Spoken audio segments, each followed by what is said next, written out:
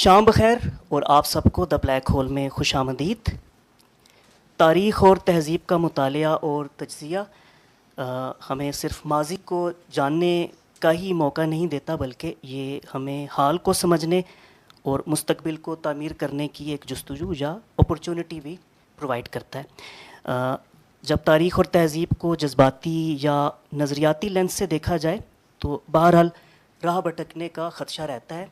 اس کے برعکس اگر ہم تاریخ اور تہذیب کو تنقیدی شعور کے ساتھ دیکھیں تو یہ ہمیں اپنی فکری روایت پر سوال اٹھانے، اپنی کمزوریوں یا خامیوں کو پہچاننے اور نئے امکانات تراشنے کا حوصلہ دیتی ہیں۔ آج ہمارے ساتھ ہیں ایسے ہی تنقیدی شعور کے حامل دو مہمان۔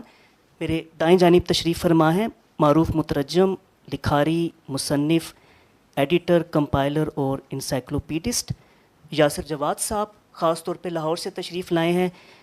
ویری آنر ٹو ہیو ہم ود اس۔ اور میں یہ اضافہ کرنا چاہوں گا کہ ترجمے کے ضمن میں یاسر جواد نے تنہا وہ کام کیا ہے جس کی ہمت بڑے بڑے ادارے بھی شاید نہ کر سکیں۔ مثال کے طور پہ ان دنوں آپ اردو کی تاریخ کے سب سے بڑے ٹرانسلیشن پروجیکٹ پر کام کر رہے ہیں، جس کی ایک جھلک آپ میرے پہلو میں ان کتابوں میں دیکھ سکتے ہیں۔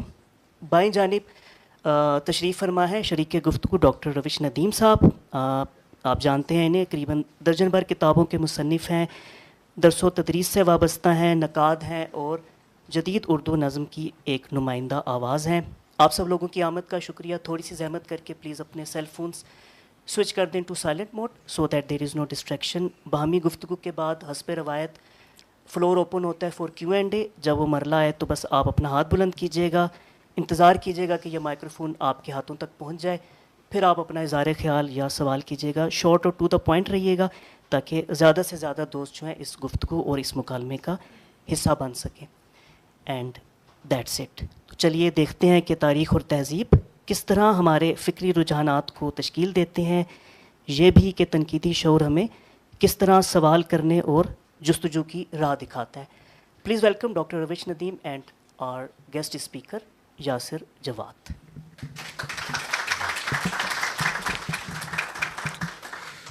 دوستو بہت شکریہ۔ ہم پاکستانی، اگر میں تھوڑی سی گنجائش اور پھیلاؤ لے لوں تو ہم جو ساؤتھ ایشین ہیں، ہمارے ہاں جو تاریخ ہے وہ مکسچر ہے بہت ساری چیزوں کا، جس میں داستان شامل ہے، مت شامل ہے، مذہب شامل ہے، فکشن شامل ہے، اور ان ساری چیزوں سے ہی ہمارا شعور بنا ہے۔ مذہب جو ہے وہ مت کی اولاد ہے، اور میتھولوجی نے داستان کو جنم دیا۔ داستان کی دو صورتیں ایسی ہیں جو ہمارے ارد گرد رہتی ہیں، مثلاً ایک ڈرامہ، فلم اور ناول کی صورت میں، اور ایک بیانیے کی صورت میں، چاہے وہ ریاست کا ہو یا مذہب کا ہو۔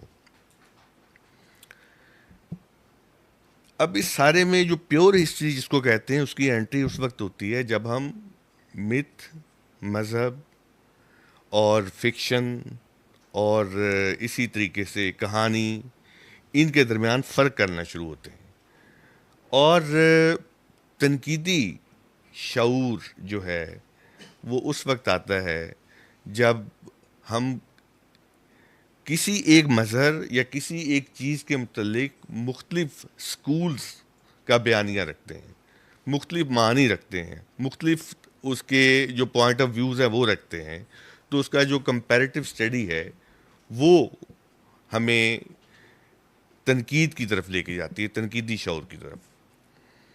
اور اگر ہمارے پاس کسی بھی مظہر کا، کسی بھی شے کا صرف ایک نقطہ نظر موجود ہے تو وہ ڈوگما بن جاتا ہے۔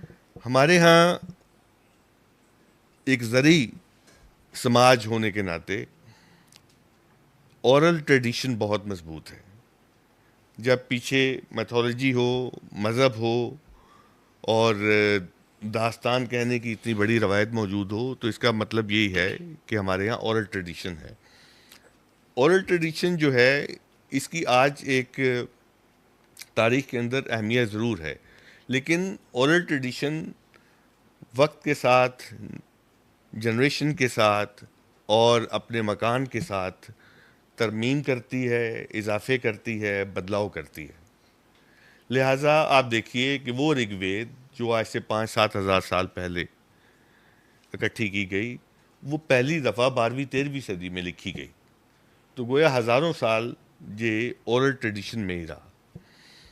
اب ہوتا یہ ہے کہ جس چیز کی جو ضرورت ہے اورل ٹریڈیشن کو ریکارڈڈ ٹریڈیشن میں لانے کے لیے، کیونکہ ہمارا اور ویسٹ کا جو بنیادی فرق رہا وہ یہی رہا، اورل ٹریڈیشن اور ریکارڈڈ ہسٹری جو ہے اس کے اندر. تو اس میں آپ دیکھیے کہ سرمایہ دارانہ ضرورتوں نے یہاں پر تعلیم کو پیدا کیا. اس سے پہلے جو رائل سینٹرز تھے جہاں کنگز بیٹھتے تھے، ان کی ضرورتوں نے، ان کے حساب کتاب نے، ان کے روزمرہ کی فائلنگ نے اپنے عہد کی تعلیم کو پیدا کیا. لیکن جو سرمایہ دارانہ ضرورتوں نے تعلیم کو پیدا کیا، وہ جب کلونیل صورت اختیار کرتی ہیں تو تعلیم اور تعلیم میں جو تاریخ ہے یہ مائنڈ کنٹرول اور بیہیویئر کنٹرول کے ایک آلے کے طور پر استعمال ہوتی ہے. ہم یہاں پر ان ساری باتوں کا ذکر کریں گے. میں اور یاسر جو ہیں تاریخ کے مختلف سکولز ڈسکس کریں گے. ہم تہذیب اور کلچر میں فرق کرنے کی کوشش بھی کریں گے. ہم مذہب کا جو رول ہے تہذیب کے اندر اور تاریخ کے اندر، اور پھر کس طریقے سے تاریخ جو ہے ایک اخلاقیات کا ٹول بنتا چلا گیا، اور اس طرح بہت ساری چیزیں ہیں. تو یاسر، میرا خیال ہے کہ آپ شروع کریں. جہاں میں نے جو بیان ایک دیا ہے بیانیہ سا چھوٹا سا تمہیدی طور پر، آپ جہاں لینا چاہیں لائن. خوشائند بات ہے کہ لوگ ہم تو کافی اے آئی سے بہت سہمے ہوئے ہیں آج کل. تو میں ویسے کبھی بھی اس سے ڈرا نہیں ہوں. اور یہ مطلب یہ تینوں موضوعات ہیں، آپ چیٹ جی پی ٹی سے ہر ایک پہ پوچھ کے مفصل مضمون لے سکتے ہیں، پھر اس کا ترجمہ بھی کروا سکتے ہیں. لیکن آپ سب لوگ ادھر آئے ہیں تو اس کا مطلب ہے کہ کم از کم ایک جنریشن تک تو ہمیں اس سے ڈرنے کی ضرورت نہیں ہے، کیونکہ ابھی ہم ٹیونڈ ان نہیں ہوئے. ٹھیک ہے، تو اس کے ایک جنریشن کے بعد پتہ نہیں دنیا رہتی ہے کہ نہیں اس کا، تو اس کا ہمیں پتہ نہیں کہ پھر ایک جنریشن کے بعد دنیا کا کیا بنتا ہے، جو ماحولیاتی تبدیلیوں کے ساتھ ہم دیکھ رہے ہیں تباہیاں ہوتی ہوئی. تو میں اب اگر میں اپنی بات شروع کرنے کے لیے اگر تاریخ کو دیکھنے کے لیے جو مختلف نقطہ ہے نظر اپنائے گئے، جو مختلف پوائنٹ آف ویو اپنائے گئے، ان میں سے ایک جو ہے جو بہت مقبول رہا ہے وہ ہے سرکولر، کہ تاریخ اپنے آپ کو دہراتی ہے. آپ جیسے آپ پیدا ہوتے ہیں، جوان ہوتے ہیں، آپ بڑھاپے میں بلوغت میں اور بڑھاپے میں داخل ہوتے ہیں، اور پھر آپ مر جاتے ہیں. اسی طرح تہذیبیں بھی جنم لیتی ہیں اور عروج کو پہنچتی ہیں اور اس کے بعد مر جاتی ہیں. مثلا ٹائم بھی کا بھی یہی تھا کہ ایک کریٹیو مائنورٹی ہوتی ہے جو تاریخ کا پہیہ آگے چلاتی ہے، اور وہ ہمیشہ مائنورٹی رہتی ہے، وہ کبھی بھی غالب اکثریت نہیں بن سکتے. ٹھیک ہے، ایک تو یہ نقطہ نظر ہے سرکولر. اور اس میں فلاز ہیں کافی سارے. ایک مثلا یہ فلا ہے کہ کوئی بھی بڑا زمینی حادثہ، مثلا کوہ ویسوس جیسے پھٹا اور روم کی تہذیب زمیں بوس ہو گئی، پومپے کا شہر راک میں دفن ہو گیا، یا کوئی ایسا ہے کہ آپ کا کوئی ٹریڈ روٹ بند ہو گیا، یا دریا سوکھ گیا، یا اس نے رخ موڑ لیا، تو اس کے نتیجے میں بھی آپ کا وہ والا تاریخی اور تہذیبی سفر وہیں پہ موقوف ہو جاتا ہے. تو لہٰذا سرکولر نہیں بنتا. یہی مسئلہ لائنیئر کے ساتھ ہے کہ وہ کہتے ہیں کہ آپ ایک سے لے کے تو آگے تک آپ متواتر بہتری کی طرف جا رہے ہیں. لیکن ہم دیکھتے ہیں کہ انسان چھلانگ لگا کے 1000 سال بعد آ کے تو پھر پیچھے چھلانگ لگا دیتا. ہمارا معاشرہ بھی ویسے اس کی مثال ہے کہ ہم تو بیکورڈ جمپ میں ماہر ہیں، کلا بازی لگانے میں. ٹھیک ہے، تو ہر اس پہ تو ہم کافی بات کریں گے. تو وہ جو لائنیئر ہے کہ ڈیولپمنٹل انداز تاریخ کے آگے چلنے کا کہ چیزیں بہتری کی جانب مائل ہوتی ہیں، یہ ایسا نہیں ہے. ہمارے پاس ابن رشد اور ابن سینا اور دیگر جو اقلیت پسند تھے 13 سینچری میں آ گئے تھے، لیکن اس کے بعد چرچ نے پھر غلبہ پا لیا اور آپ کو اس کے گرفت سے نکلنے میں 500 سال لگ گئے. ٹھیک ہے. اسی طرح ہمارے ہاں بھی ایک ہندی مسلم تہذیب تھی جو اوپن تھی، جس میں کافی ساری چیزوں کی گنجائش رکھی گئی تھی.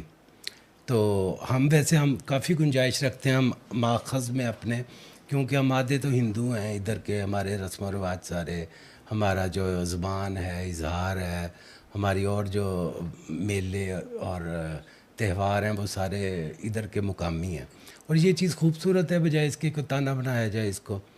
تو ایک یہ والا ہے. اچھا، تیسرا ہے کارل مارکس کا نقطہ نظر، جس کو میں نہ ایگری کرتا ہوں، نہ میں اس کو کہتا ہوں کہ وہی لاگو ہونا چاہیے، لیکن کم از کم ہم اس کو جاننے کی کوشش تو کر سکتے ہیں. اس کا یہ ہے کہ وہ مادیت پسندانہ نقطہ نظر سے مٹیریلسٹ کے دیکھتا ہے کہ وہ ایک بیسک سٹرکچر ہوتا ہے سوسائٹی کا، جس کے اندر آپ کا طریقہ پیداوار، موڈ آف پروڈکشن اور ذرائع پیداوار ہوتے ہیں. وہ طے کرتے ہیں آپ کی سوسائٹی کے ایک سپر سٹرکچر کو. آپ کا سپر سٹرکچر جس میں زبان، مذہب، رواج اور کلچر جیسی ایک عارضی سی چیز بھی شامل ہوتی ہے جو گاہے بگاہے بدلتی رہتی ہے. تو وہ سپر سٹرکچر جو ہے وہ جب بیسک سٹرکچر میں کوئی تبدیلی آئے تو وہ سپر سٹرکچر بھی بدل جاتا ہے. ٹھیک ہے. تو یہ جو ول ڈیورنٹ ہے اس کا مجھے اس لیے پسند ہے، اس نے کمیونزم یا مارکسسٹ پوائنٹ آف ویو کا اس نے کھل کر اظہار نہیں کیا، لیکن اس کا سارا طریقہ کار وہ ہے. اس لیے کہ یہ میکارتھیزم کے دور میں، امریکہ میں جب میکارتھیزم تھا اور صرف ایک شائبہ بھی ہوتا تھا، جس طرح آج کل عمران والوں کو اٹھاتے ہیں، عمران پسندوں کو اٹھاتے ہیں، ویسے ہی وہ اس دور میں میکارتھیزم والوں کو اٹھا لیا جاتا تھا. اور بھی اٹھائے جاتے ہیں. ہاں، اور بھی اٹھائے جاتے ہیں. ٹھیک ہے نا. اچھا، اس میں یاسر میں ایک بات میں چاہوں گا. دیکھیے ایک اور ہے جسے آپ بھول گئے، وہ سپرنگ لائک موومنٹ ہے. ہاں جی، وہی ہے نا، وہ میں اسی پہ آ رہا تھا. آخر وہی ہے کہ مثلا کارل مارکس کا بھی جو نقطہ نظر ہے وہ یہی سائنٹیفک ہے کہ تاریخ اپنے آپ کو دہراتی ہے لیکن آگے بڑھتے ہے، اسپائرل. ہاں ٹھیک ہے. تو یہ نقطہ نظر میرا سب سے اچھا ہے کہ آپ اپنے آپ کو ریپیٹ بھی کرتے ہو، اور اس کا ایک بہت زبردست ہے کہ تاریخ میں بڑی شخصیات 2 دفعہ پیدا ہوتی ہیں، ایک دفعہ بطور ٹریجڈی اور دوسری دفعہ بطور کامیڈی. ٹھیک ہے. تو مطلب بھٹو ہمارا ٹریجڈی تھا اور اب کا ایک بہت مقبول لیڈر وہ کامیڈی ہے. ٹھیک ہے. تو یہ اسپائرل جو ہے ویو آف ہسٹری، اس میں میرا خیال ہے کہ کافی چیزوں کی گنجائش نکلتی ہے. اس میں لائنیئر اور ڈیولپمنٹل جو موڈ ہے وہ بھی آ جاتا ہے، اور اس میں وہ بھی آ جاتا ہے کہ تاریخ کو اپنے آپ کو دہرانے کا. ٹھیک ہے. اچھا، یہاں ایک بات کی وضاحت بڑی ضروری ہے. ہم یعنی پچھلے کم از کم دوسری عالمی جنگ کے بعد تو اعلان ہم گلوبلائزیشن کے اس میں ہیں، اور پورا جو گلوب ہے وہ ایک طرح سے ہو گیا ہے. لیکن ہسٹری کو یوں دیکھنے کا جو انداز ہے وہ کوئی قومی سطح کا ہے کہ مخصوص جغرافیوں کو، مخصوص نیشنز کو ہم عروج اور زوال کی اوپر نیچے کرتے ہوئے دیکھتے ہیں.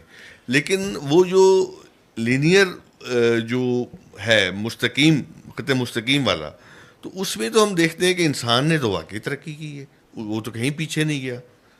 ایون اس حوالے سے ہندوستانیوں کو بھی دیکھ لیں تو وہ بھی اسی طریقے سے آگے گیا ہے اپنی مادی ضرورتوں کے حوالے سے. دیکھیں، آپ نے ایک ڈیولپمنٹ میں بہت بلند نقطہ حاصل کیا، سولون کا جو اینشنٹ گریس تھا.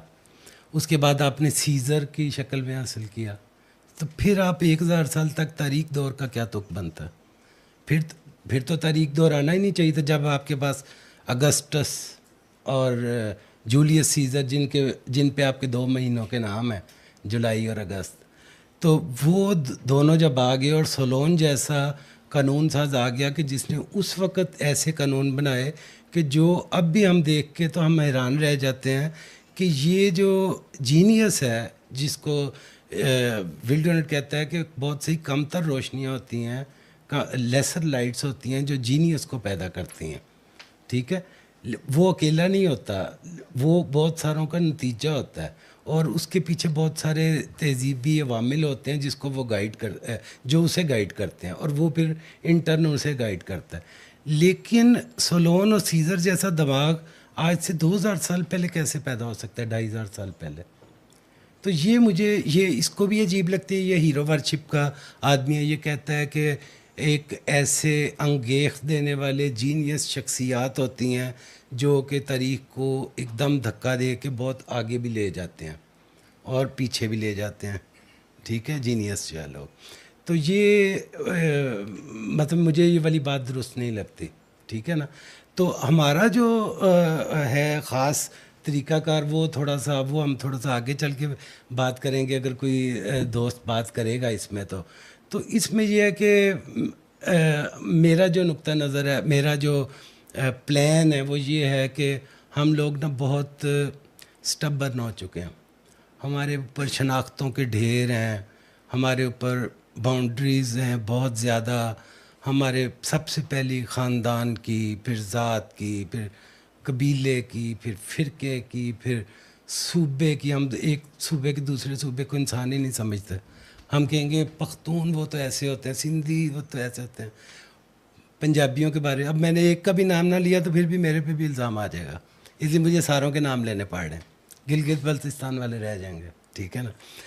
تو وہ بھی ایک دوسرے کو انسان نہیں سمجھتے. ان کے جو ایک بلائی قبیلہ ہے، وہ زیری قبیلہ ہے، وہ اس کو نہیں سمجھتے. تو یہ ہمارے ڈی این اے میں تو شامل نہیں کہنا چاہیے، کیونکہ جب ہم دوسری سوسائٹی میں جاتے ہیں، کسی زیادہ ہیومنسٹک سوسائٹی میں، تو ہم یہ والی چیزیں بھول جاتے ہیں. ادھر ہم ان امتیازات کی ہم نہیں پرواہ کرتا ہے، ٹھیک ہے. تو یہ میں کیا کہہ رہا تھا اچھا نہیں، میں اب آپ کی بات کو آگے بڑھانا چاہوں گا. ہاں، تو میں کہہ رہا تھا کہ چلے یہی کافی ہے. ہم بہت ساری قطعیتوں کا شکار ہیں. ہم بہت ساری ڈیفینیٹ چیزوں کا ہمارے ہاتھ میں تھما دی گئی ہیں. آپ کسی سے بھی پوچھ لیں باہر جا کے کہ کائنات کیسے بنے گی، وہ آپ کو بتا دے گا. اور آپ کہیں گے نہیں ایسے نہیں بنی تھی، تو وہ آپ سے ناراض بھی ہوگا، ٹھیک ہے.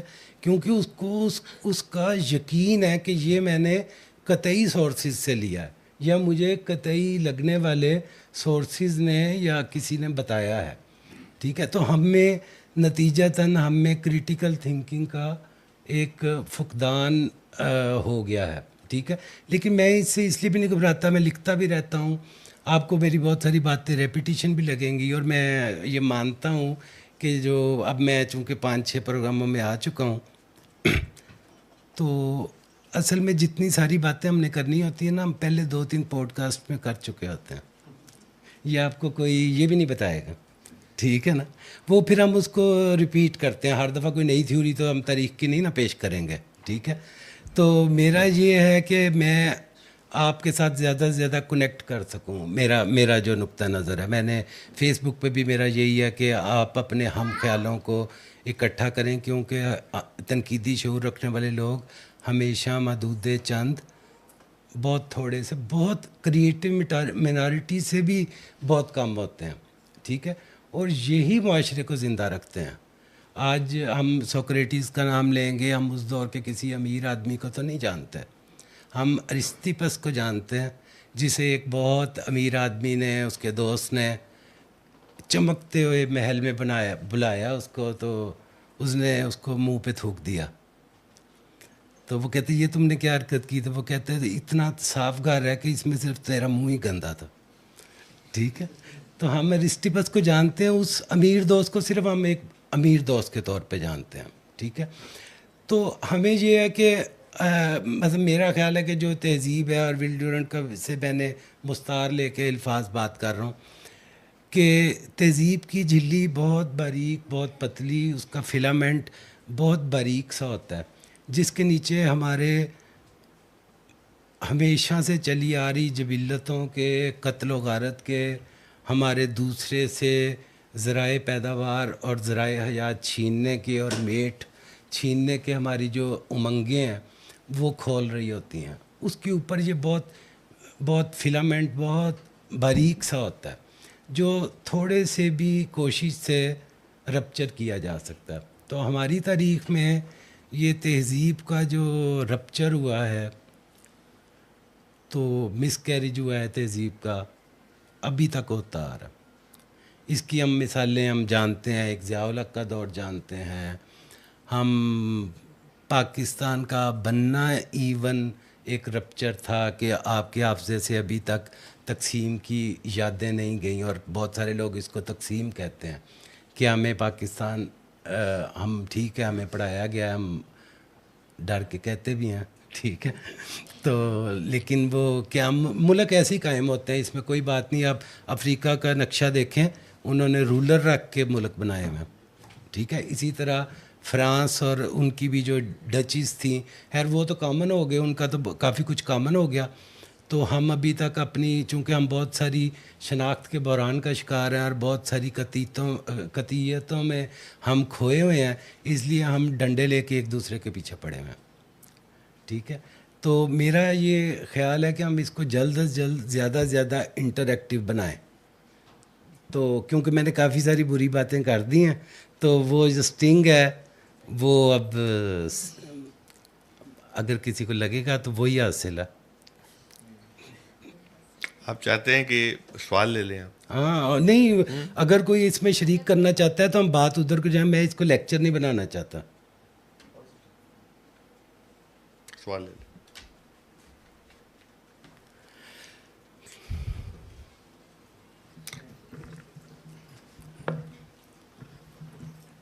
تاریخ اور تہذیب کے حوالے سے جتنی بات چیت یہاں ہوئی ہے. میرا نام شوکت چودھری ہے جی. میں ایک ٹریڈ یونین ورکر ہوں. تو مجھے کہ جب آپ ہندوستان کی تہذیب کو دیکھتے ہیں, لیکن دنیا میں چند علاقے ایسے ہیں جہاں سے تہذیبوں نے جنم لیا. وہ اتفاق ہے کہ ان سبھی علاقوں کا مجھے وزٹ کرنے کا موقع بھی ملا دنیا بھر میں, یونانی تہذیب سے لے کر عراقی تہذیب تک, اور ہندوستان میں بھی سارا کچھ دیکھنے کا موقع ملا. تو مطلب جب انگریز دور آیا ہندوستان کے اندر, اس سے پہلے مغلیہ دور کو بھی زیر بحث لایا جا سکتا ہے, تو وہ زبان ختم ہو گئی جو ہندوستان کی تھی. مطلب ایک قانون کے تحت فارسی زبان کو کالعدم قرار دے دیا گیا اور ایک نئی زبان انٹروڈیوس کروا دی گئی. تو وہاں ہم کیسے کہہ سکتے ہیں کہ تہذیبیں آگے بڑھیں گی یا بڑھتی ہیں تہذیبیں؟ یہ ایک چھوٹا سا سوال ہے. دیکھیں 19 سینچری تک انگلش علم کی زبان نہیں تھی. انگلش امپائر بنی تو انگلش زبان کی ایک زبان کی ضرورت پیش آئی. 19 سینچری کے شروع تک شیکسپیئر کو کوئی لفٹ نہیں کرواتا تھا. وہ عورتوں اور مزدوروں کو پڑھانے کے لیے رکھا ہوا تھا انہوں نے. یہ ٹیری گلٹن نے یہ والی بات لکھی ہے, وہ پروفیسر ہے.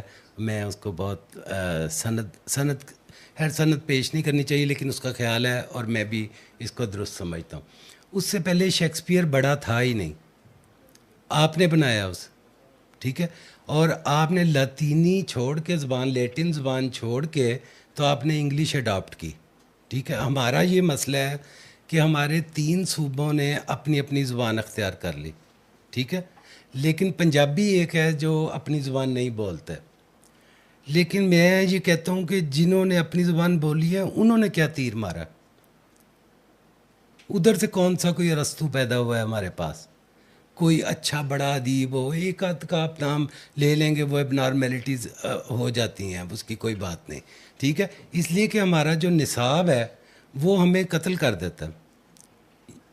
آپ کو میں 12ویں جماعت کی یہ بیٹھی ہوئے ہیں افشاں ہما صاحبہ, جو اس کی جو کتاب ہے, اور اس نے بھی کچھ مضامین لکھے ہیں, آپ کسی ایم اے پاس کو پڑھوا دیں آپ نہیں جان سکتے کہ اس کا مطلب کیا. وہ اتنی مشکل اور ثقیل اردو ہے. آپ بچوں کو سبجیکٹ پڑھا رہے ہیں کہ زبان پڑھا رہے ہیں. اسی طرح آپ کو جب آپ سائنس پڑھتے ہیں تو آپ کو پتہ نہیں لگتا کہ آپ مذہب پڑھ رہے ہیں, مذہب پڑھتے ہیں تو پتہ نہیں لگتا کہ وہ آپ رد نظریہ ارتقاء پڑھ رہے ہیں. ٹھیک ہے. تو اب ہم نے اس کو کمپارٹمنٹلائزیشن اتنی زیادہ ہو گئی ہے کہ اب آپ کو ہمیں کوشش کر کے بذات خود اپنی کوشش سے ایسے لوگوں کے ذریعے سے یا اس جیسے دیگر بھی ہیں, صرف یہی نہیں ہے, یہ الٹیمیٹ بک آف ہسٹری نہیں ہے, ہمیں تھوڑی سی فزکس بھی جاننی ہوگی. ہم جب تک تھرمو ڈائنامکس کے بہت روڈیمنٹری سے ہم اس کے کنسیپٹس کو نہیں لیں گے, ہم ٹائم اینڈ اسپیس کو نہیں لیں گے, ہم اتنی دیر تک فلسفیانہ بحث نہیں کر سکتے. ٹھیک ہے, مثلا ہمارے سامنے کارل سیگان ہے, اس کی ایک اور وہ الہات پہ بحث ہو رہی تھی, تو وہ کہہ رہا تھا نیل ڈی گراس ٹائسن, تو اس نے کہا کہ خدا جو ہے ٹائم سے باہر ہے, وہ ٹائم سے بھی باہر ہے اور اسپیس سے بھی باہر ہے. تو اس نے کہا تو اور نان ایگزسٹنٹ کیا ہوتا ہے؟ ٹھیک ہے, وہ اسی کو ہی تو نان ایگزسٹنس کہتے ہیں جو ٹائم اینڈ اسپیس سے باہر ہو. لیکن مسئلہ یہ کہ ہمارا ٹائم اینڈ اسپیس بھی اپنا ہے. ہم صرف تاریخ نہیں, ہم فیکٹس بھی اپنے بنا کے بیٹھے ہوئے ہیں. ہم نے تاریخ کو اخلاقی نقطہ نظر سے دیکھا, ہم نے خیر و شر کی لڑائی کے طور پہ دیکھا. آپ اپنی زبان دیکھ لیں, وہ جس طرح بیان کرتی ہے تاریخ کو, کشتوں کے پشتے لگا دیے اور کافروں کو ناک کو چنے چبوا دیے, اس طرح کی جو زبان ہے, جیسے ہی آپ یہ والا لہجہ استعمال کرتے ہیں تو آپ تاریخ سے باہر ہو جاتے ہیں, آپ تاریخ کے بیانیے سے باہر ہو جاتے ہیں. تو یہ یا اس جیسے دیگر جو لوگ ہیں, کارل سیگان ہے اور لوگ ہیں, ٹائن بی ہے, وہ آپ کو متبادل تواریخ دکھاتے ہیں, الٹرنیٹیو ہسٹریز ہیں. جیسے وہ کہتے ہیں کہ ایک الیکٹران ہے, وہ الیکٹران گن سے جب اس کو فائر کرتے ہیں تو وہ ہمیشہ ہر بار ایک نئے راستے سے جاتا اسی منزل پہ ہے, لیکن وہ ہر دفعہ نئے راستے سے جاتا ہے. تو اس کو وہ الٹرنیٹیو ہسٹریز کہتا ہے. تو اس کے نتیجے میں یہ ہوتا ہے, جب آپ الٹرنیٹیو ہسٹریز جانتے ہیں اور آپ دوسرے لوگوں کے جذبات جانتے ہیں, تو آپ کے لیے قطعیت اختیار کرنا مشکل ہو جاتا ہے, آپ مشکل میں پڑ جاتے ہیں. دنیا کی سب سے زیادہ محفوظ جگہ جیل ہے, وہ چاہے خیالات کی ہو, چاہے وہ نظریات کی ہو, چاہے وہ عقائد کی ہو. عقائد کی تو خیر ہوتی ہے, ٹھیک ہے, اس میں آپ دوسرے کو ڈی ہیومنائز کرتے ہیں. آپ اس کو انسان سمجھنے سے, اس کی رنگ یا اس کے مخصوص نسلی تناظر کی وجہ سے, آپ یا عقائد کی وجہ سے یا رفع یدین کی وجہ سے آپ اس کو انسان سمجھنے سے انکار کرتے ہیں. ٹھیک ہے, تو میرا خیال ہے کہ اگر ہم نے اپنی قطعیت کو, اپنے ڈیفینیٹ جو ہم چیزوں کے بارے میں تصورات بنا کے بیٹھے ہیں, ان کو ریلیٹیو اگر ہم نے بنانا ہے, تو ہمیں اس کے لیے کوئی بہت زیادہ چھلانگے لگانے کی ضرورت نہیں. ہمیں صرف دوسروں کو بھی ان کی نظر سے جاننے کی کوشش کرنی چاہیے, جو کہ اس طرح کی کتابیں. میں اس کتاب کی پروموشن کے لیے نہیں آیا, لیکن یہ میرا تعارف ہے, ٹھیک ہے نا, تو اور یہ برائے فروخت بھی نہیں ہے. ٹھیک ہے, تو اب آپ بھی شرکت کر سکتے ہیں. مجھے اچھا, میرا نام عاطف محمود چیمہ ہے. بڑا سادہ سوال ہے کہ پاکستان میں تاریخ کے اوپر اتنا اچھا کام کیوں نہیں ہوا؟ دوسرا پہلو یہ کہ 1947 میں ہم لوگ آزاد ہوئے, اور کیا ہماری تاریخ یہی ہے کہ جنرل ایوب, یحییٰ خان اور بھٹو اور ضیاء الحق ہم نے یونیورسٹی لیول سے سٹارٹ کروائی ہے؟ جیسے میں نے اگر جرنلزم پڑھا ہے تو ہماری کتابوں میں اور تاریخ ہے, اس کے فیکٹس اور ہیں. یونیورسٹی اور کالجز کے اندر آپ خود بتائیں کہ کیا ہمیں ہسٹری پڑھائی جا رہی ہے؟ تو کیا ہم لوگ ٹھیک راہ پہ چل رہے ہیں؟ ہم نوجوانوں کو کیا سبق دے رہے ہیں؟ نہیں, جو یونیورسٹی میں پڑھایا جاتا ہے آپ اس کو تو خاطر میں لانا ہی نہیں, وہ تو نوکری کے لیے. آپ جو ایجوکیشن ہوتی ہے وہ آپ کو سیلف ایجوکیشن کی طرف لے کے جاتی ہے, اور ہم اس کے بعد ہی پڑھنا چھوڑ دیتے ہیں.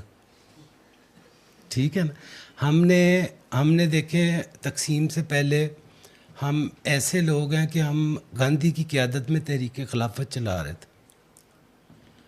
اس نے کہا کہ یہ دارالحرب ہے, لیڈروں نے کہا آپ کے مولانا جوہر صاحب جو تھے، ٹھیک ہے، انہوں نے کہا یہ دارالحرب ہے اور آپ کے ہزاروں لوگ ٹرینوں میں بیٹھ کے افغانستان کی طرف روانہ ہو گئے. ادھر سے انہوں نے مارا، پھر واپس آئے. یہ آپ 1930s میں کر رہے ہیں، ٹھیک ہے، کیونکہ آپ کی ڈائریکشن کہیں اور سے سیٹ کر دی گئی تھی. سید جمال الدین افغانی آپ جانتے ہیں جید عالم تھے، نہ وہ سید تھے نہ وہ افغانی تھے.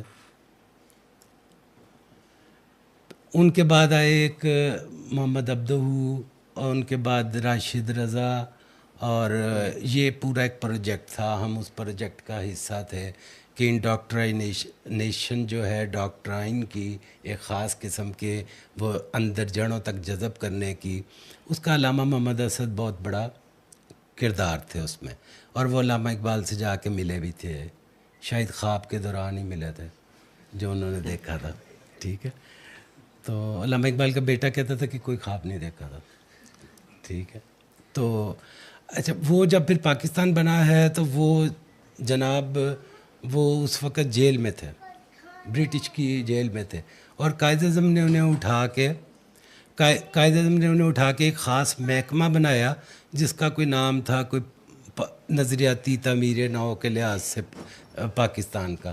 آپ نے اس وقت اپنی بنیادیں طے کر لی تھی، لیکن وہ تو آپ کو سوچنے کا انہوں نے دیا نا ایک طریقہ، لیکن آپ کے پاس متبادل ذرائع تو موجود ہیں نا، کتابیں.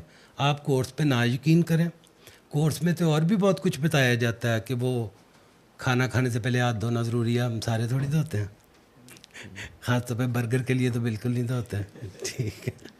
تو اس طرح وہ اس کو سیریس نہیں لینا چاہیے. وہ اسٹیٹ کی ایسے ہی ہوتا ہے.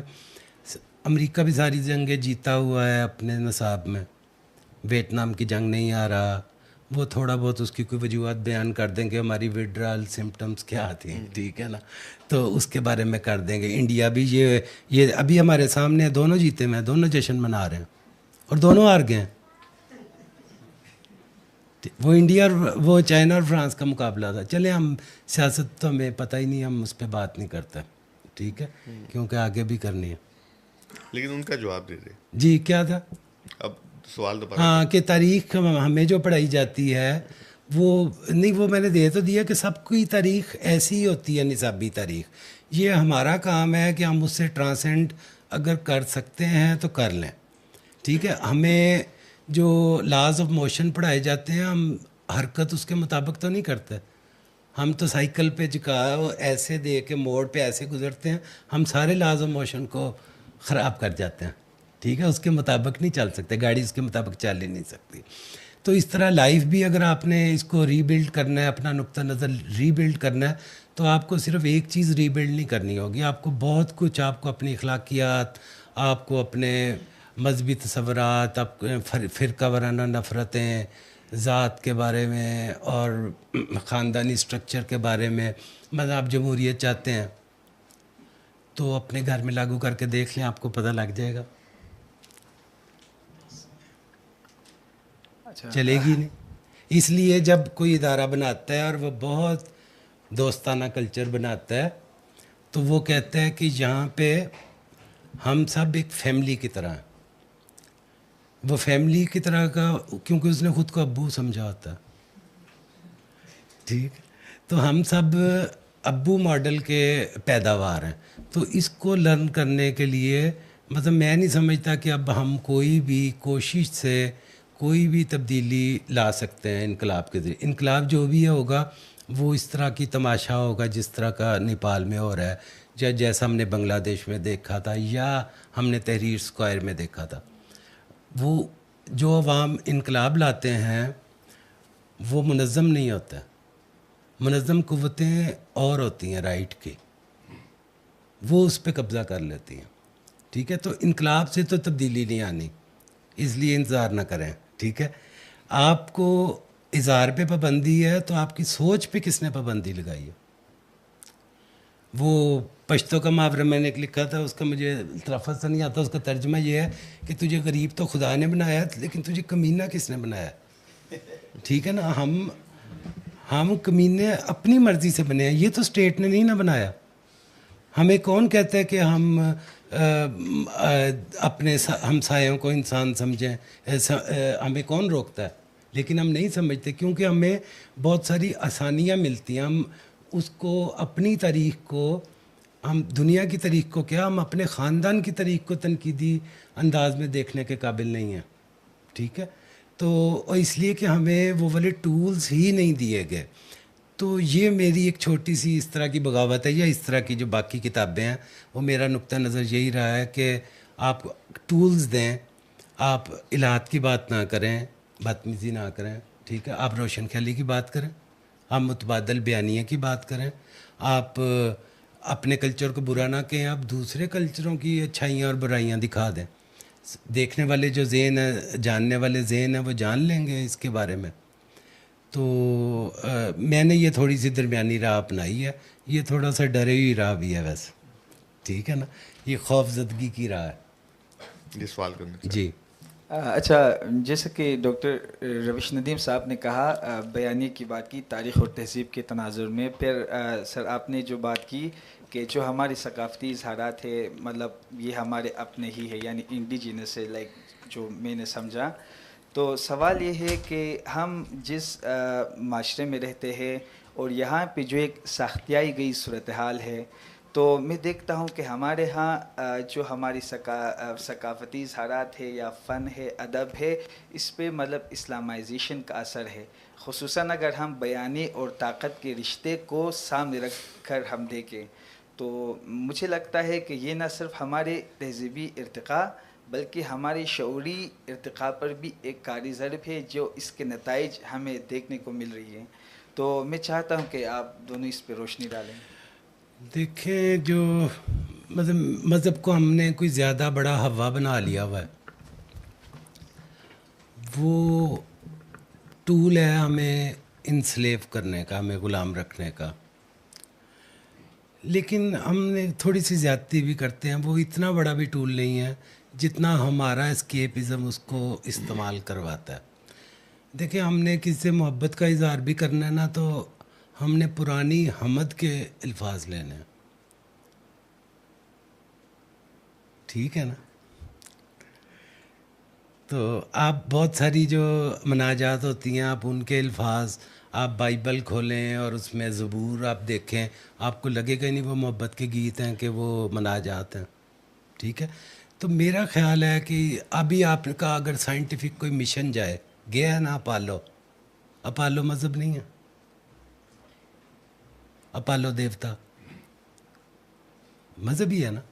تو وہ ہمیں نہیں لگتا کیونکہ وہ اس کو نیوٹرلائز کر چکے ہیں. ہمیں اپنی طرف اپنے ارد گرد عقائد کا برہنہ رقص جو ہے وہ پریشان کرتا ہے. ٹھیک ہے، اور ہم اس سے الجھ جاتے ہیں.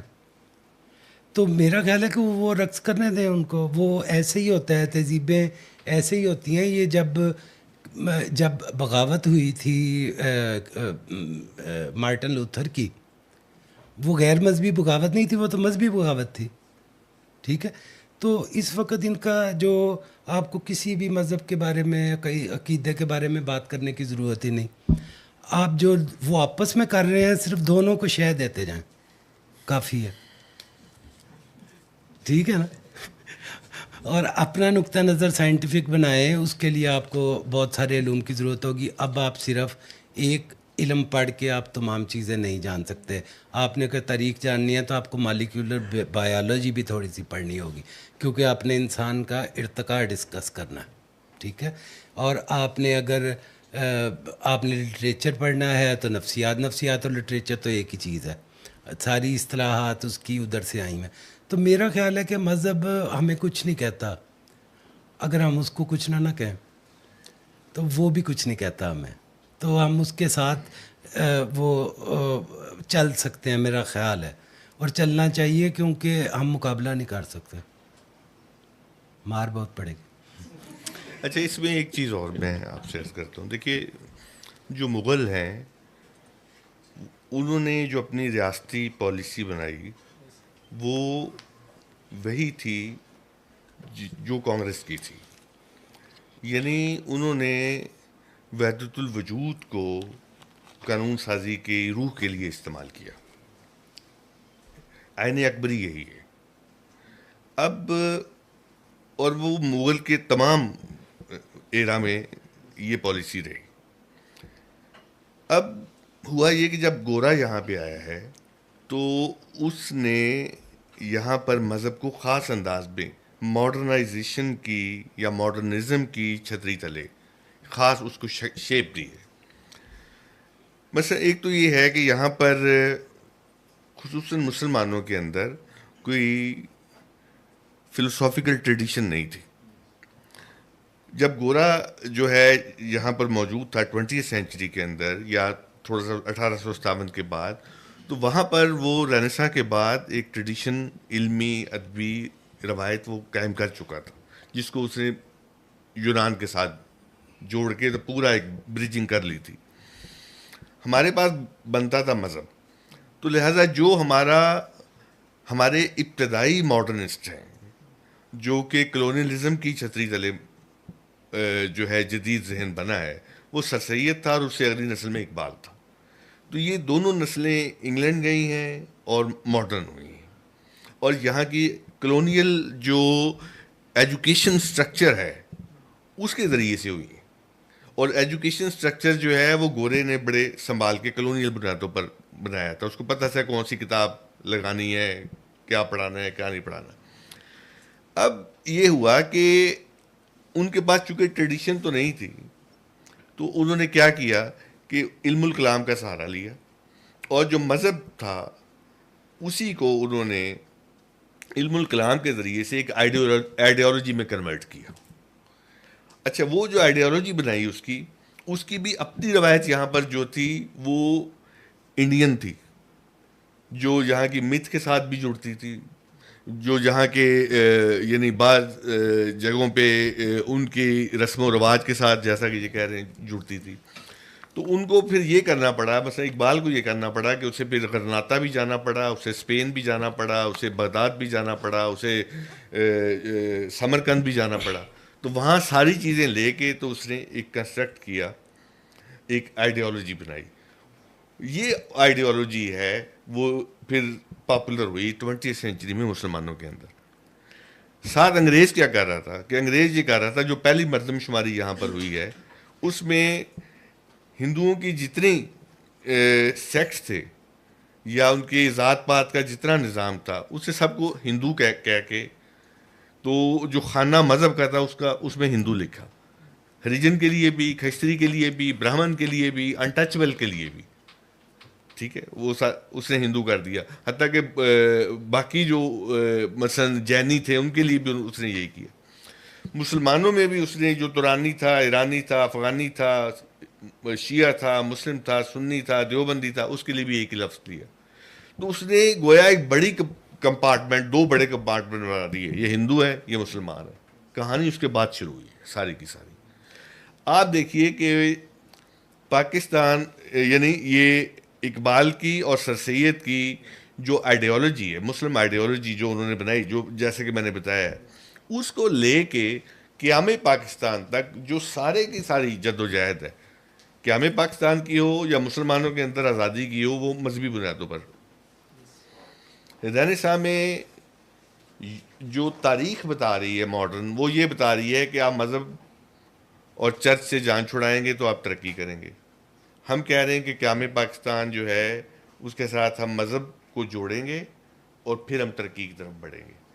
تو یہ ایک مختلف صورتحال ہے, اس کے اوپر ایک دونوں طرح کی رائے موجود ہیں. تو یہ وہ سٹرکچر ہے بنیادی طور پر, جس کو پھر آگے جس کی طرف اشارہ کیا اپنا یاسر نے, کہ پھر آگے پورا سٹرکچر جو آپ کو دیا گیا, چاہے وہ حسن البنا کی صورت میں دیا گیا ہو, چاہے وغیرہ وغیرہ, تو باقی سارا اسی میں بنیاد سمجھتا ہوں پہ کہ چل ہمیں مذہب کو بائی پاس ہم نہیں کر سکتے. ہم جو کچھ بھی ہیں نا, آپ کے سارے تہوار, آپ کے مہینوں کے نام, آپ کے ہفتوں کے نام, ہفتے کے دنوں کے نام, آپ کے ایون آپ کے اپنے نام, سارے مذہبی ہیں. آپ کیسے اس سے بچ سکیں؟ آپ کا پیرایا اظہار, آپ کا چوائس آف ورڈز, آپ کا مثلا آپ نے کسی کو آنیسٹ کہنا ہے تو آپ دیانتدار کہیں گے, آپ ایماندار کہیں گے, حالانکہ آنیسٹی کا ان دونوں چیزوں سے تعلق نہیں ہے. لیکن ہماری زبان ہمیں پابند کرتی ہے کہ ہم یہ والی چیزیں، ہم یہ والے الفاظ استعمال، ہمارے پاس تیسرا لفظ ہی کوئی نہیں ہے. نہیں، آپ اس کے کلچرل اور سوشل رول کی بات کر رہے ہیں، وہ اس کے اسٹیٹ رول کی بات کر رہے ہیں، یہ ڈفرینس ہے. نہیں اچھا چلیں ٹھیک ہے، صحیح ہے. میں اس کا سرا گم کر چکا ہوں، اس بات کا میرے ذہن میں نہیں ہے. اوکے. تو اور کسی نے کوئی بات کرنی ہے تو کوئی. سر میں ایک استاد ہوں اس معاشرے کا، کوشش کر رہا ہوں. جو آپ نے تھوڑی دیر پہلے بات کی تھی کہ وہ پشتو کی ایک متل آپ نے سنائی تھی، اور اس کے حوالے سے میں یہ ذاتی طور پر سمجھتا ہوں کہ نصاب نے ہمیں خراب کیا اور ہم نے نصاب کو خراب کیا، یعنی دونوں کا براہ راست جو ہے وہ تعلق ہے، دونوں نے ایک دوسرے کو خراب کیا. ہمارا نصاب بھی ایسا ہے، اور چونکہ میں اس پروفیشن کے ساتھ جڑا ہوا ہوں تو ہم پڑھانے والے بھی ایسے ہی ہیں. ہم بچے کے اندر سوال کا گلا گھونٹ دیتے ہیں. مثلا ہمارا نصاب جو پاکستان کا ہے، وہ پڑھنے والے اگر برے ہیں، اور یہ مطلب ہے اس طریقے کا جو ہمارے معاشرے میں نظر آ رہی ہیں، جو چیزیں جو ہر چیز کو جس طریقے سے وہ کرتے ہیں، پیش کرتے ہیں، وہی ساری چیزیں میرے پاس، میں کالج لیول پہ پڑھاتا ہوں تو او لیول پڑھے ہوئے بچے بھی آتے ہیں، اور ان کا بھی سیم وہی سوچ ہوتی ہے. او لیول پڑھ کے جو آتے ہیں ان کی بھی وہی سوچ ہوتی ہے جو ہمارے یہ عام سسٹم والا ہمارا جو سسٹم ہے جو میں پڑھاتا ہوں. تو مطلب یہ ہے کہ جو بڑے بڑے ان اسکولوں میں جنہیں ہم کہہ سکتے ہیں کہ وہاں پہ تھوڑی سی روشن خیالی ہونی چاہیے، وہاں بھی وہی تنگ نظری، وہی چھوٹا ذہن، چھوٹی سوچ، اور وہی سارا کچھ چل رہا ہے. تو مطلب یہ ہے کہ نصاب نے، چونکہ ان کو پڑھانے والے وہ وہی کچھ پڑھ کے آئے تھے جو ہم نے پڑھا، تو مطلب یہ ہے کہ نصاب نے ہمیں تباہی کی طرف لے کے گیا، تنگ نظری کی طرف لے کے گیا، اور پھر ہم نے آگے اسی تنگ نظری کو ہی، ہم اساتذہ نے سب سے بڑا کردار ہے، اور میں اس اپنے پروفیشن کو ہی سب سے زیادہ دوش دیتا ہوں. میرا اصل میں جو سوال ہے وہ، چونکہ آپ تاریخ کے حوالے سے بہت کام ہے آپ کا، آپ نے بہت پڑھا ہے، اور ڈاکٹر رویش صاحب بھی مطلب ہے اس حوالے سے ایک جملہ عام طور پر پرسپشن پائی جاتی ہے، ما قبل ضیاء کا جو دور تھا وہ بڑا اچھا تھا، اور ضیاء نے سارا کچھ، اور یہ ضیائی سارا کچھ چل رہا ہے. کیا واقعی آپ سمجھتے ہیں، مطلب اگر ضیاء سے پہلے بہت اچھا تھا تو وہ اتنے لوگ، وہ علی گڑھ والے، وہ جو ابوالکلام آزاد کے سامنے وہ شلواریں اتار کے کھڑے ہو گئے، اور وہ سارے وہ کہاں ہمارے اندر اچھے اگر تھے ضیاء سے پہلے، کیوں سارا ہی قصور ہم ضیاء پہ ڈال سکتے ہیں سر؟ نہیں سر، میں تو نہیں یہ سمجھتا. دیکھیں ہم پہلے سے ہی پاگل تھے، ضیاء تو ہمارا بہانہ بنا. ٹھیک ہے، آپ کو 1883 کی جو مردم شماری تھی پہلی، اس میں مسلم عورتوں کی خواندگی کی شرح کافی زیادہ تھی، لیکن ادھر بہت کم شو ہوئی، اس لیے کہ مسلم مرد یہ ماننے کو تیار نہیں تھے کہ ان کی عورتیں خط لکھ سکتی ہیں.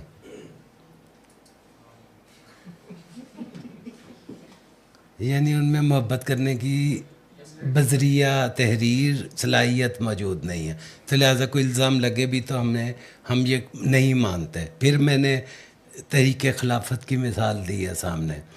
پھر ہمارے پاس بھٹو صاحب موجود ہیں. بھٹو کے دور میں جتنی ریجمنٹیشن ہوئی ہے مذہبی بنیادوں پر ہماری سوسائٹی کی، میرا خیال ہے ضیاء کے دور میں نہیں ہوئی. ضیاء میں ویسے ہی برا لگتا تھا، ہم نے اس کو اپنا شیڈو پروجیکشن بنایا ہوا ہے. ہم اپنا جتنی زیادہ خرابیاں ہیں نا، مثلا پاکستان انڈیا کے بارے میں جو کچھ کہتا ہے، اور انڈیا پاکستان کے بارے میں جو کچھ کہتا ہے، وہ دونوں ٹھیک کہتے ہیں. ٹھیک ہے، ہم ایک دوسرے پہ اپنا شیڈو پروجیکٹ کرتے ہیں، ہم اپنی ان نیگیٹیوٹی سے جان چھڑاتے ہیں اس کو کہہ کے، یہ والی باتیں. تو اس طرح جو ضیاء الحق صاحب ہیں وہ ہماری اسکیپ گوٹ بن گئی ہیں. ہم نے اس پہ ناول بھی لکھ دیا ہے،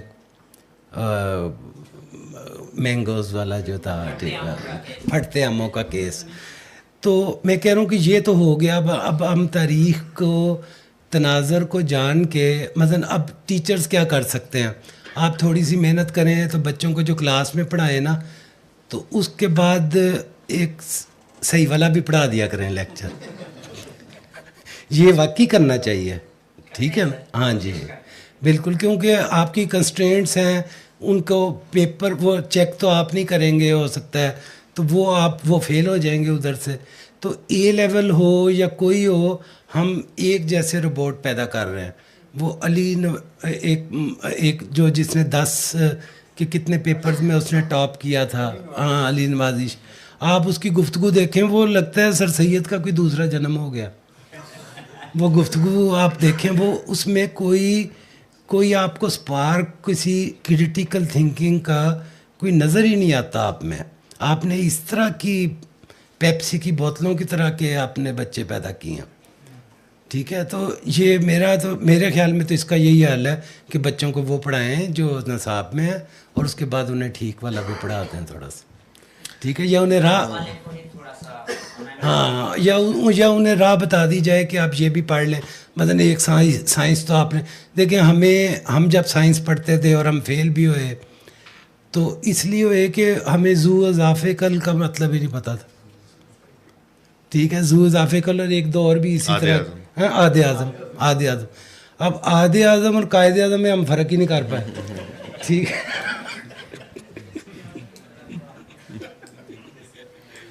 تو وہ ہم اس میں الجھ گئے. ہمیں لفظوں نے مارا ہوا ہے. ٹھیک ہے نا، ہم نے کبھی بھی اس کی تصحیح کرنے کی، اس کو ریکٹیفائی کرنے کی ہم نے کوشش ہی نہیں کی، اور ابھی بھی اس حوالے سے کوئی ڈیلیبریشن موجود نہیں ہے کہ یہ ہوگا. ٹھیک ہے نا، البتہ دیگر حوالے سے کام ہو رہا ہے. مثلا میں نے ایک کورس کی کتاب کی تو اس پہ ریجیکشن آ گئی کہ انہوں نے کہا کہ یہ جہاں بھی اللہ آ رہا ہے نا، وہ چاہے اللہ کا ذکر نہیں آ رہا، شاہ ولی اللہ کا آ رہا ہے، تو اس میں بھی تو اللہ ہے نا. تو وہ جہاں بھی ہے، وہ آپ نے جو نستعلیق فونٹ میں لکھا ہے اس میں وہ آخری ہے آپ ایسے چھوڑ دیتے ہیں. انہوں نے کہا اس کو نسخ میں کریں، وہ آخر میں ایسے کر کے جو پیالی کا نہیں ہوتا اس کی طرح بننا ہونا چاہیے. وہ اس پہ ریجیکشن آ گئی. ٹھیک ہے، اور آپ کے کورس کی کتابوں میں جتنے بلنڈرز ہو رہے ہیں وہ ناقابل بیان ہے. وہ جھوٹ کا پلندہ ہیں، اور وہ جھوٹ کے ہی آپ کو نمبر ملیں گے. ٹھیک ہے نا، میری باتوں پہ اگر آپ یا میرے جیسے کسی اور کی باتوں پہ لگ کے آپ پیپر دیں گے تو فیل ہی ہوں گے.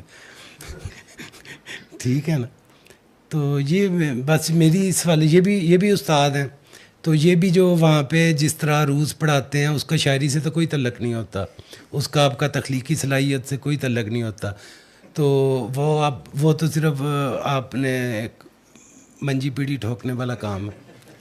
اچھا، اس میں ظہیر ایک چیز اور ذہن میں رکھیے کہ جو 20ویں صدی ہے وہ یو پی یعنی سینٹرل انڈیا سے لے کر اور یہ پاکستان کا والا علاقہ جو ہے، اس میں جو مسلمانوں کی آئیڈیالوجی ہے وہ ساری کی ساری اسلامک ہے. دوسرا کوئی آپشن نہیں تھا. یہ ذہن میں رکھیے، یہ بات سر سید سے شروع ہو جاتی ہے. ٹھیک ہو گیا. لیکن ہوا یہ کہ اس وقت کا جو ماڈرن مائنڈ ہے، مسلم مائنڈ ہے، وہ انگریز کے جو ماڈرنزم تھا اس کے ذریعے سے اس نے اسلام کو جس طریقے سے سمجھا، نئے علوم کے ساتھ، یورپین فلسفی کے ساتھ، اور انگریز نے یہاں پر جو ایک کلونیل کلچر بنایا ہوا تھا اس کو سامنے رکھتے ہوئے، جو اپر مڈل کلاس اور مڈل کلاس تھی یہاں کی مسلمانوں کی، اس کے پڑھے لکھے ماڈرن نوجوانوں نے اپنے تخیل میں اسلام کے حوالے سے ایک خاص طرح کا امیجنیشن قائم کی، ایک خاص طرح کے یوں کہہ لیں کہ اس سے توقعات قائم کر لی کہ مستقبل میں اگر ہمیں یہ موقع مل جاتا ہے تو ہم یہ کر لیں گے. اب وہ جو مائنڈ سیٹ تھا، وہ مائنڈ سیٹ عام مسلمان کے ذہن میں نہیں تھا، وہ ملا کے ذہن میں نہیں تھا، وہ صرف پڑھے لکھے یورپین پلٹ ماڈرن مڈل کلاس مسلم کے ذہن میں تھا، اور وہی لیڈ کر رہا تھا وکیل کی صورت میں بھی، وہی لیڈ کر رہا تھا جو ہے نواب زادہ کی صورت میں بھی. سمجھ آ گئی آپ کی بات؟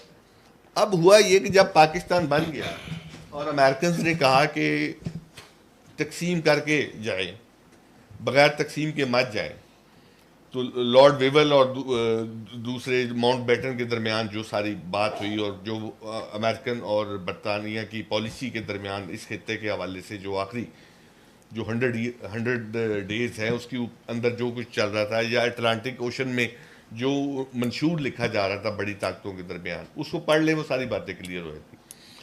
اب ظاہر ہے کہ یہ رشیا والے معاملات کو روکنا ضروری تھا. آپ کے بالکل سٹارٹ میں ہی سینیٹوں سیٹوں کے معاہدے ہو گئے، ہم اس کا حصہ بن گئے. تو سٹارٹ میں ہمارے ہاں جو کہا گیا نظریہ اسلام، لیکن نظریہ اسلام میں ہم نے 50s میں جب 1 یونٹ قائم کر دیا تو ہمارا جو یہ خیال تھا کہ ہم ایسٹرن ونگ اور ویسٹرن ونگ کے پاکستان کو اسلام کے نام پہ متحد کریں گے تو، اور ساتھ ہم 1 یونٹ بھی بنا دیں گے تو مسئلے ہمارے حل ہو جائیں گے. لیکن اس کے نتیجے میں بنگال کے اندر جو ہے وہ رد عمل پیدا ہوا، بلوچستان کے اندر رد عمل پیدا ہوا. اس رد عمل کو روکنے کے لیے پھر جنرل شیر علی کے ذریعے سے نظریہ پاکستان، نظریہ اسلام کی جگہ نظریہ پاکستان، یعنی علاقہ جو ہے وہ مذہب کے اوپر ڈومیننٹ ہو گیا دوبارہ. جب یہ ہوا تو پھر بھی معاملہ رکا نہیں ہے، مشرقی پاکستان وجود میں آیا. مشرقی پاکستان جب وجود میں آیا تو 1974 میں پیپلز پارٹی نے کوشش کی کہ مطالعہ پاکستان کو بطور سبجیکٹ جو ہے وہ منظور کروایا جائے. تو وہاں کی مذہبی جماعتوں نے مخالفت کی کہ چونکہ پیپلز پارٹی ممکن ہے اس کے اندر سوشلزم ڈال دے، ممکن ہے اس کے اندر سیکولرزم ڈال دے. لیکن جب مشرقی پاکستان الگ ہو گیا تو نظریہ پاکستان کی پھر نئی تشریح کی گئی. یہ تیسری دفعہ ہوا. لیکن جب ضیاء الحق آیا تو اس نے 84 کے اندر اس کو لازمی قرار دے دیا، اور پھر 5ویں نئی تشریح ہوئی، وہ اس کی اسلامائزیشن کے مطابق تھی. تو اس سارے عمل کو سمجھنے کی کوشش کریں کہ اس میں اسٹیٹ کی ایک اپنی پرائرٹیز ہیں، اور اس کے نیچے جو ملا بیٹھا ہوا ہے جو کلیبریٹ کرتا ہے اسٹیٹ کے ساتھ، اس کی اپنی پرائرٹیز ہیں. اور مڈل کلاس کا جو مسلم ہے، جو اب تو خیر وہ ختم ہو گیا، جو اقبال کی طرح کا، یا جو علی گڑھ کے جس کو کہا جاتا ہے علی گڑھ کے لونڈوں والا جو ایک براڈر ایک اسلام تھا، ماڈرن اسلام تھا، وہ اب مڈل کلاس میں غائب ہے. تو لہذا وہی صورت جو ارد گرد نظر آتی ہے جس کی طرف آپ اشارہ کر رہے ہیں. تو اس سارے ایوولوشن کو ذہن میں رکھ کے تو سمجھنے کی کوشش کریں اس جبر کو جو صورتحال بنی ہوئی. تو یہ جو سارا عمل ہے نا، دیکھیں اگر آپ دوبارہ کر لیے، میری پھر ذہن سے نکل جائے گی بات، ٹھیک ہے. تو یہ جو سارا عمل ہے، دیکھیں جو شاعر ہوتا ہے نا وہ زبان کو ایلینیٹ کرتا ہے، تب شاعری تخلیق ہوتی ہے. مطلب آپ کہیں یہ اب پانی کیا ہے، یہ بارش کیا ہے، ابر کیا چیز ہے، ہوا کیا ہے، جب وہ کہے گا تب شاعری بنے گی. اس کے بعد آپ اس کو کہیں بھی بولیں گے تو وہ شاعری پہچانی جائے گی. شاعر اس کو ایلینیٹ کرتا ہے، زبان کو اجنبی بناتا ہے، تب وہ شاعری بنتی ہے. ٹھیک ہے. مورخ جو ہے وہ حقائق کو ایلینیٹ کرتا ہے، تب تاریخ بنتی. مثلا ہم ایک لیونگ ہسٹری میں رہ رہے ہیں، ہماری آج کل بھی واقعات ہو رہے ہیں، لیکن یہ تاریخ نہیں ہے. یہ جب تک لکھی نہیں جائے گی یہ ایلینیٹ نہیں ہوگی. ٹھیک ہے. اسی طرح آپ کے نظریات اور جو وہ بھی جب تک آپ ایلینیٹ کر کے نہیں دیکھیں گے، اس طرح جس طرح فلسفی جو ہے، جیسے وہ میں نے مثال دی کہ وہ شاعر زبان کو ایلینیٹ کرتا ہے، مغایرت پیدا کرتا ہے اس میں، اور مورخ تاریخ میں کرتا ہے. اسی طرح شاعر زندگی کو ایلینیٹ کرتا ہے. ہمارے فلسفی جو ہے وہ زندگی کو ایلینیٹ کرتا ہے. ہم اس کو اپنے سے باہر آبجیکٹیولی دیکھنے کے قابل ہوتے ہیں. تو ہمارے جو اعتقادات ہیں اور تصورات ہیں اور دیگر مسائل شریف ہیں، ان کو جب تک ہم ایلینیٹ کر کے نہیں دیکھیں گے، ڈی کنسٹرکٹ کر کے ہم نہیں دیکھیں گے، ہمیں ان سے نجات کا موقع نہیں ملے گا. یہ بہت مشکل کام ہے. یہ کہنے کو تو ہم سارے کہیں گے ہاں ہم کریں گے، ٹھیک ہے، لیکن ہم نہیں کرتے، ہم ڈر جاتے ہیں، کیونکہ اس کے لیے پورا آپ کا نظام ویلیوز کا مسمار ہو جاتا ہے. وہ آپ کو دوبارہ کنسٹرکٹ کرنا پڑتا ہے.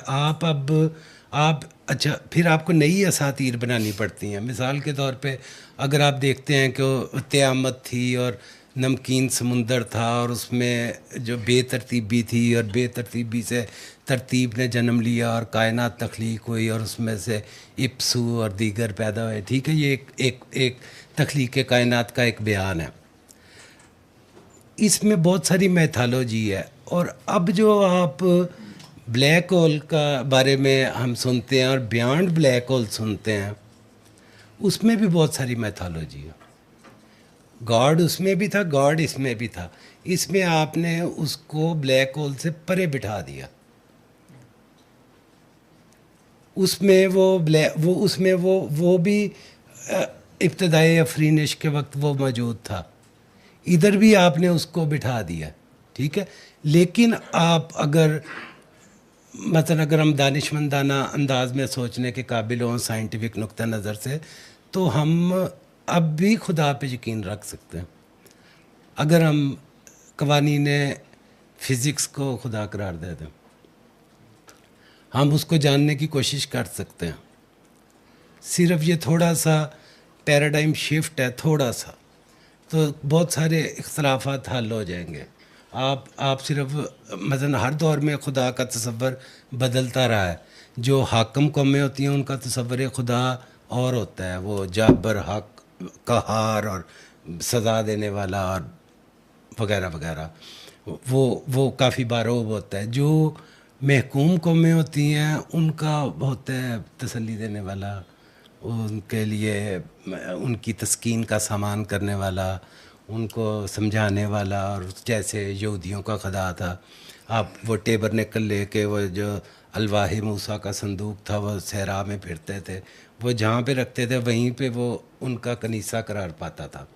ٹھیک ہے, تو ہم نے یہ ہے کہ ان کے چونکہ اسٹیبلشڈ کلیسا تھے, چرچ تھے, تو آپ کے لیے بغاوت کرنا بھی آسان تھا. لوتھر کے لیے ان چیزوں کو بریک کرنا, چیلنج کرنا, وہ جا کے دروازے پہ لگایا چرچ کے. کتنے تھیسس تھے اس کے, 30 کے 14 تھیسس تھے, مجھے اب یاد نہیں. تو نہیں تھے 99, اتنے نہیں تھے, وہ تھوڑے ہی تھے. تو وہ جب کلیسا اسٹیبلشڈ ہو اور ایک ہو اور مشخص ہو پوپ کی شکل میں, تو آپ کے لیے آسان ہوتا ہے اس کے خلاف بغاوت کرنا.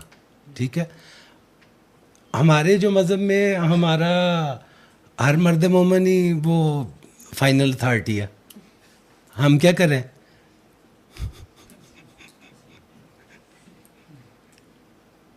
نیکسٹ سوال کر دیجیے. ہلو جی, السلام علیکم. میرا نام خضر محمود ہے اور میں ہسٹری کا اسٹوڈنٹ ہوں. میرا یہ پہلا سوال جو ہے وہ تنقیدی شعور کے حوالے سے ہے. سر, ہمارے معاشرے میں جب ایک استاد آتا ہے کلاس روم کے اندر لیکچر دینے کے لیے, وہ خود اتنا ڈپریسڈ اور مایوس ہوتا ہے کہ وہ تحریک ہی اسٹوڈنٹس کے اندر پیدا نہیں کر سکتا. تھکا ہوا, بیوی کے ڈر سے, بچوں کے ڈر سے, اپنے قرضوں کے ڈر سے. اس کی سیلری ہم دیکھتے ہیں کہ وہ کتنی ہے. خیر, سرکاری جو محکموں کے لوگ ہیں ان کی تو بات میں نہیں کر رہا. جو پرائیویٹ بھی, جس طرح سر او لیول اے لیول کے حوالے سے بات کر رہے تھے, یا جو انگلش میڈیم سکولز ہیں ان کے حوالے سے, کہ وہاں سے بھی ہمیں پروگریسو سوچ والے بچے نہیں مل رہے, کیونکہ ہمارا جو استاد ہے وہ خود تھکا ہوا ہے, مایوس ہے, تحریک پیدا کرنے کی اس کے اندر سہولت نہیں ہے. دوسری بات, ہمارے جو اس وقت اساتذہ بیٹھے پچھلے 10 سال سے تو ویسے بھرتیاں بند ہیں. جو اس سے پچھلی ہے وہ جس طرح آپ کہہ رہے تھے کہ ضیائی نسل ہے, وہ اس دور کے بعد کی جو ہے وہ پڑھ کے آئی ہوئی ہے اور وہی بیٹھے ہوئے ہیں. اگر آپ کلاس روم میں انٹر ہوں اور السلام علیکم بغیر سوال نہ کریں تو کہتے ہیں پہلے سلام کرو. اور دوسری بات یہ ہے کہ ہم کوئی بھی سبجیکٹ پڑھ رہے ہوں تو سب میں اسلامیات پڑھ رہے ہیں, چاہے ہم میتھ پڑھ رہے ہوں, فزکس پڑھ رہے ہوں. ایون کہ بائیو کا اگر آپ ڈارون تھیوری ہے تو وہ اس کو چیپٹر کو ہٹا دیتے ہیں اور کہتے ہیں اس کی ضرورت تو نہیں رہی نا, تو باقی ہم پڑھتے ہیں. تو تنقیدی شعور جو ہے وہ اسٹوڈنٹس کے اندر, کیونکہ ہم ایک اور چیز بھی میرے ذہن میں آ رہی ہے کہ جو ہمارے ہاں ایک تو اب جس طرح آپ نے لکھا تہذیب کے حوالے سے, یہ ایک تکلیف دہ چیز ہے اس کو سمجھنے کے لیے, کیونکہ علی عباس جلال پوری کہتا ہے کہ عقل جو ہے یا جو سوچ ہے وہ ایک تکلیف دہ کام ہے, ہر انسان کے بس کی بات نہیں ہے کہ وہ سوچے. یہ سوچنے والی چیزیں ہیں. اور پاپولر فکشن جس طرح سیپینز ہم پڑھ رہے ہیں اور جو کچھ ہمیں پڑھایا جا رہا ہے یا جو کچھ ہر بندہ اپنے ہاتھ میں فیشن کے طور پر لے کے گھوم رہا ہے, ایک اسٹوڈنٹ جو ہے جب وہ یہ چیزیں پڑھے گا تو صاف ظاہر ہے اس کو یا تو مالی طور پہ آسودگی ہو, وہ اس بارے میں بیٹھ کے سوچے, وہ تنقید کا بھی شعور اس کے اندر آئے, وہ ساری چیزیں ہیں. یہ ایک اس معاشرے کے اندر جہاں شروع سے لے کر اینڈ تک ہمیں سوائے مایوسی کے اور روزگار کے سلسلے کے علاوہ اگر ہم اس کو کارل مارکس کے نظریے سے دیکھیں, مادیت پسندی, تو اگر اس کے پاس اتنا ویلا ٹائم ہوگا تو وہ اس کے بارے میں سوچے گا یا پڑھے گا یا تہذیب تاریخ کو جاننے کی کوشش کرے گا, ورنہ تو وہ اے آئی اور کمپیوٹر سائنس اور دوسری طرف جانے کی کوشش کرے گا, اور وہ تاکہ اس سے روزگار کما سکے, کیونکہ ہمارے ہاں تعلیم صرف اور صرف روزگار کمانے کا ذریعہ, ادروائز اس کا کوئی ہمارے معاشرے میں عمل دخل نہیں ہے.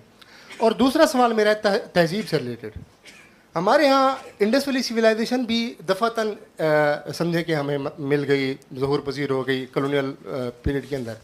اچھا, اس میں ہمیں پھر امریکنز نظر آتے ہیں, جس طرح آپ ولڈورا کے آپ یعنی کہ اس کو ٹرانسلیٹ کریں, مارک نائر ہو گئے, اس کے بعد ہمیں مورٹیمر ویلر ملتے ہیں اور جم شیفر ملتے ہیں, پاکستان میں سردانی ہو گئے, اور اس کے بعد ڈاکٹر رفیق مغل. تو جو مقامی دانش ہے ہماری, ہم آج تک بیس کر رہے ہیں کلونیل ہسٹری کے اوپر یا ویسٹ کو, یعنی کہ ہم ان کے آئیڈیا کو, اس کے نظریے کو ہم پڑھا رہے ہیں اور سوچ رہے ہیں. ہماری مقامی دانش نے سوائے ایک تھیوری کے علاوہ اور کچھ بھی نہیں دیا ہمیں.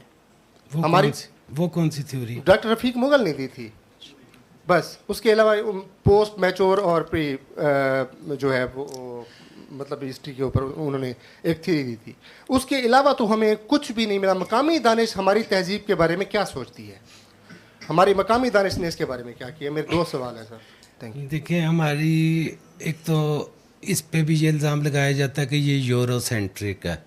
وہ سمجھتا ہے کہ جو جینیس ہے وہ یورپ میں ہی پیدا ہوا ہے, اور قدیم یونان میں تو چیزیں تھیں, قدیم ہڑپا اور اس میں نہیں تھیں. تو اس میں وجہ یہ ہے کہ ہم لوگ لکھنے والے لوگ نہیں ہیں, ہم نے تحریری ریکارڈ نہیں چھوڑا. ہمارے علاوہ بھی جن تہذیبوں نے مثلا انکا اور مایا نے اپنے تہذیبی ریکارڈ نہیں چھوڑے, ان کے بارے میں ہم کچھ نہیں جانتے کہ وہاں پہ کوئی سقراط اور ارسطو موجود تھا کہ نہیں. ٹھیک ہے نا.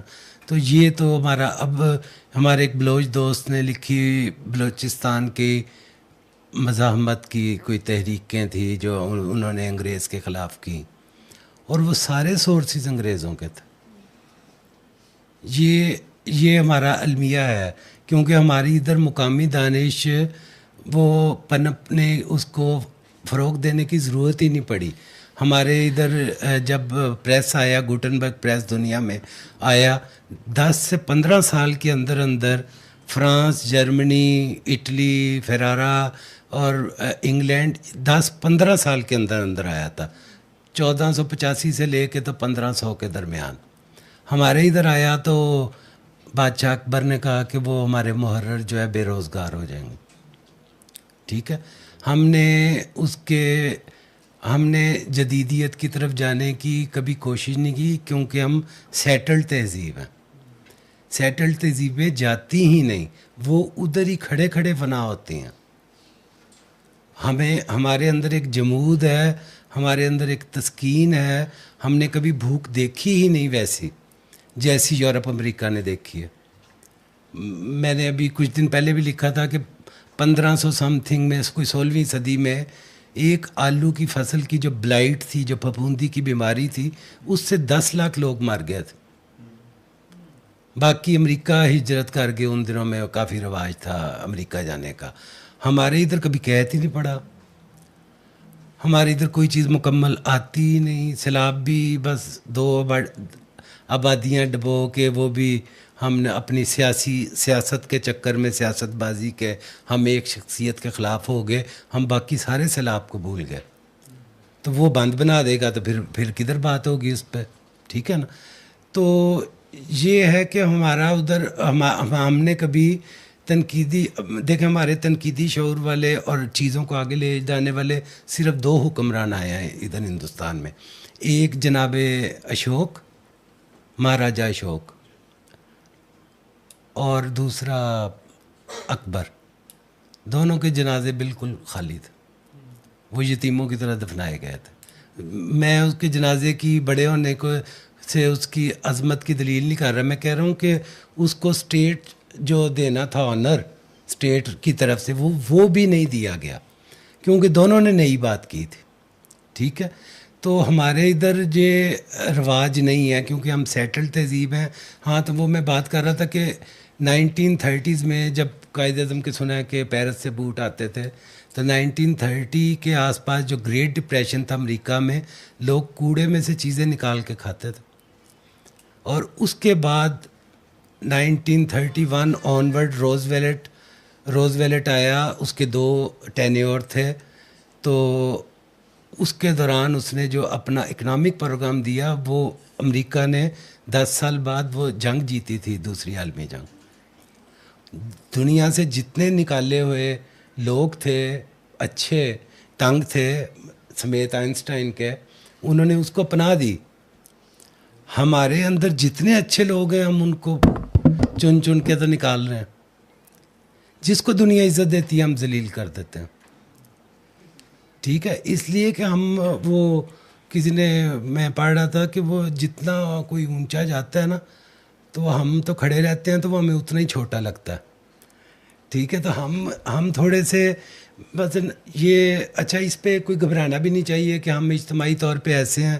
تو یہ جو لوگ ہوتے ہیں جو جس طرح کی ادھر بیٹھے ہیں لوگ, یہ ہمیشہ معاشرے کی بہت چھوٹی اقلیت ہوتے ہیں میرا خیال ہے. جب سقراط تھا, جب افلاطون تھا, تو سقراط اور افلاطون تو ویسے ایک ہی تھے, وہ کوئی 2 بندے تو نہیں تھے. ٹھیک ہے, تو وہ ایک ہی تھے.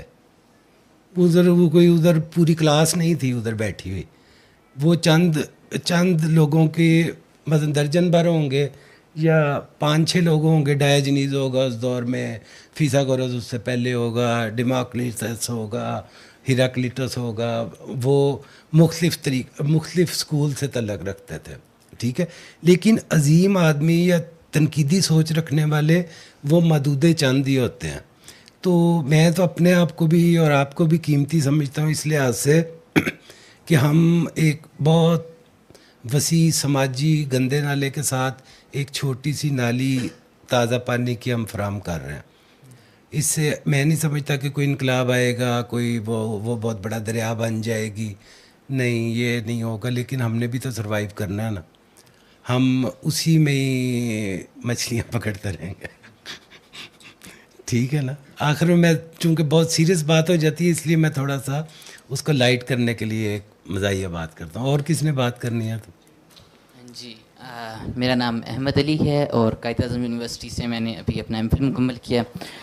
سب سے پہلے تو آپ کو مبارکباد اس ترجمے کے لیے, انتہائی شاندار ترجمہ. اور سوال میرے 2 ہیں. ایک تو بہت سبجیکٹیو کویسچن ہے اور دوسرا ذرا ارد گرد کے حوالے سے. پہلے تو یہ کہ آپ اتنا ترجمہ اچھا کیسے کر لیتے ہیں اور زیادہ کیسے کر لیتے ہیں؟ یار اس پہ تو کئی نے وہ میرے پہ الزامات بھی لگائے ہیں کہ یہ مشین سے کراتا ہے. تو میں تو ونڈوز 95 سے بھی پہلے کا کر رہا ہوں. ٹھیک ہے, تو وہ مشین میں ہی ہوں. تو بھئی آپ بھی کروا لیں پھر مشین سے. ٹھیک ہے نا. تو یہ وہ ہوتا ہے, ہمارے ادھر ہوتا ہے حسد میں. وہ کوئی کسی کی بھی شادی ہو جائے نا, لو میرج, تو ہم کہتے ہیں یہ نہیں چلنی.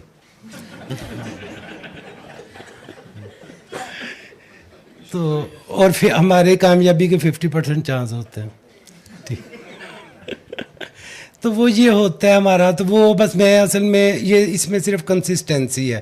میں نے پچھلی دفعہ بھی بات کی تھی کہ آپ 5-6 صفحے کو 35 سال کے جو دن ہیں آپ اس سے ضرب دے لیں تو میری وہی ایوریج ہے. صرف کنسسٹنسی ہے اس کے پیچھے.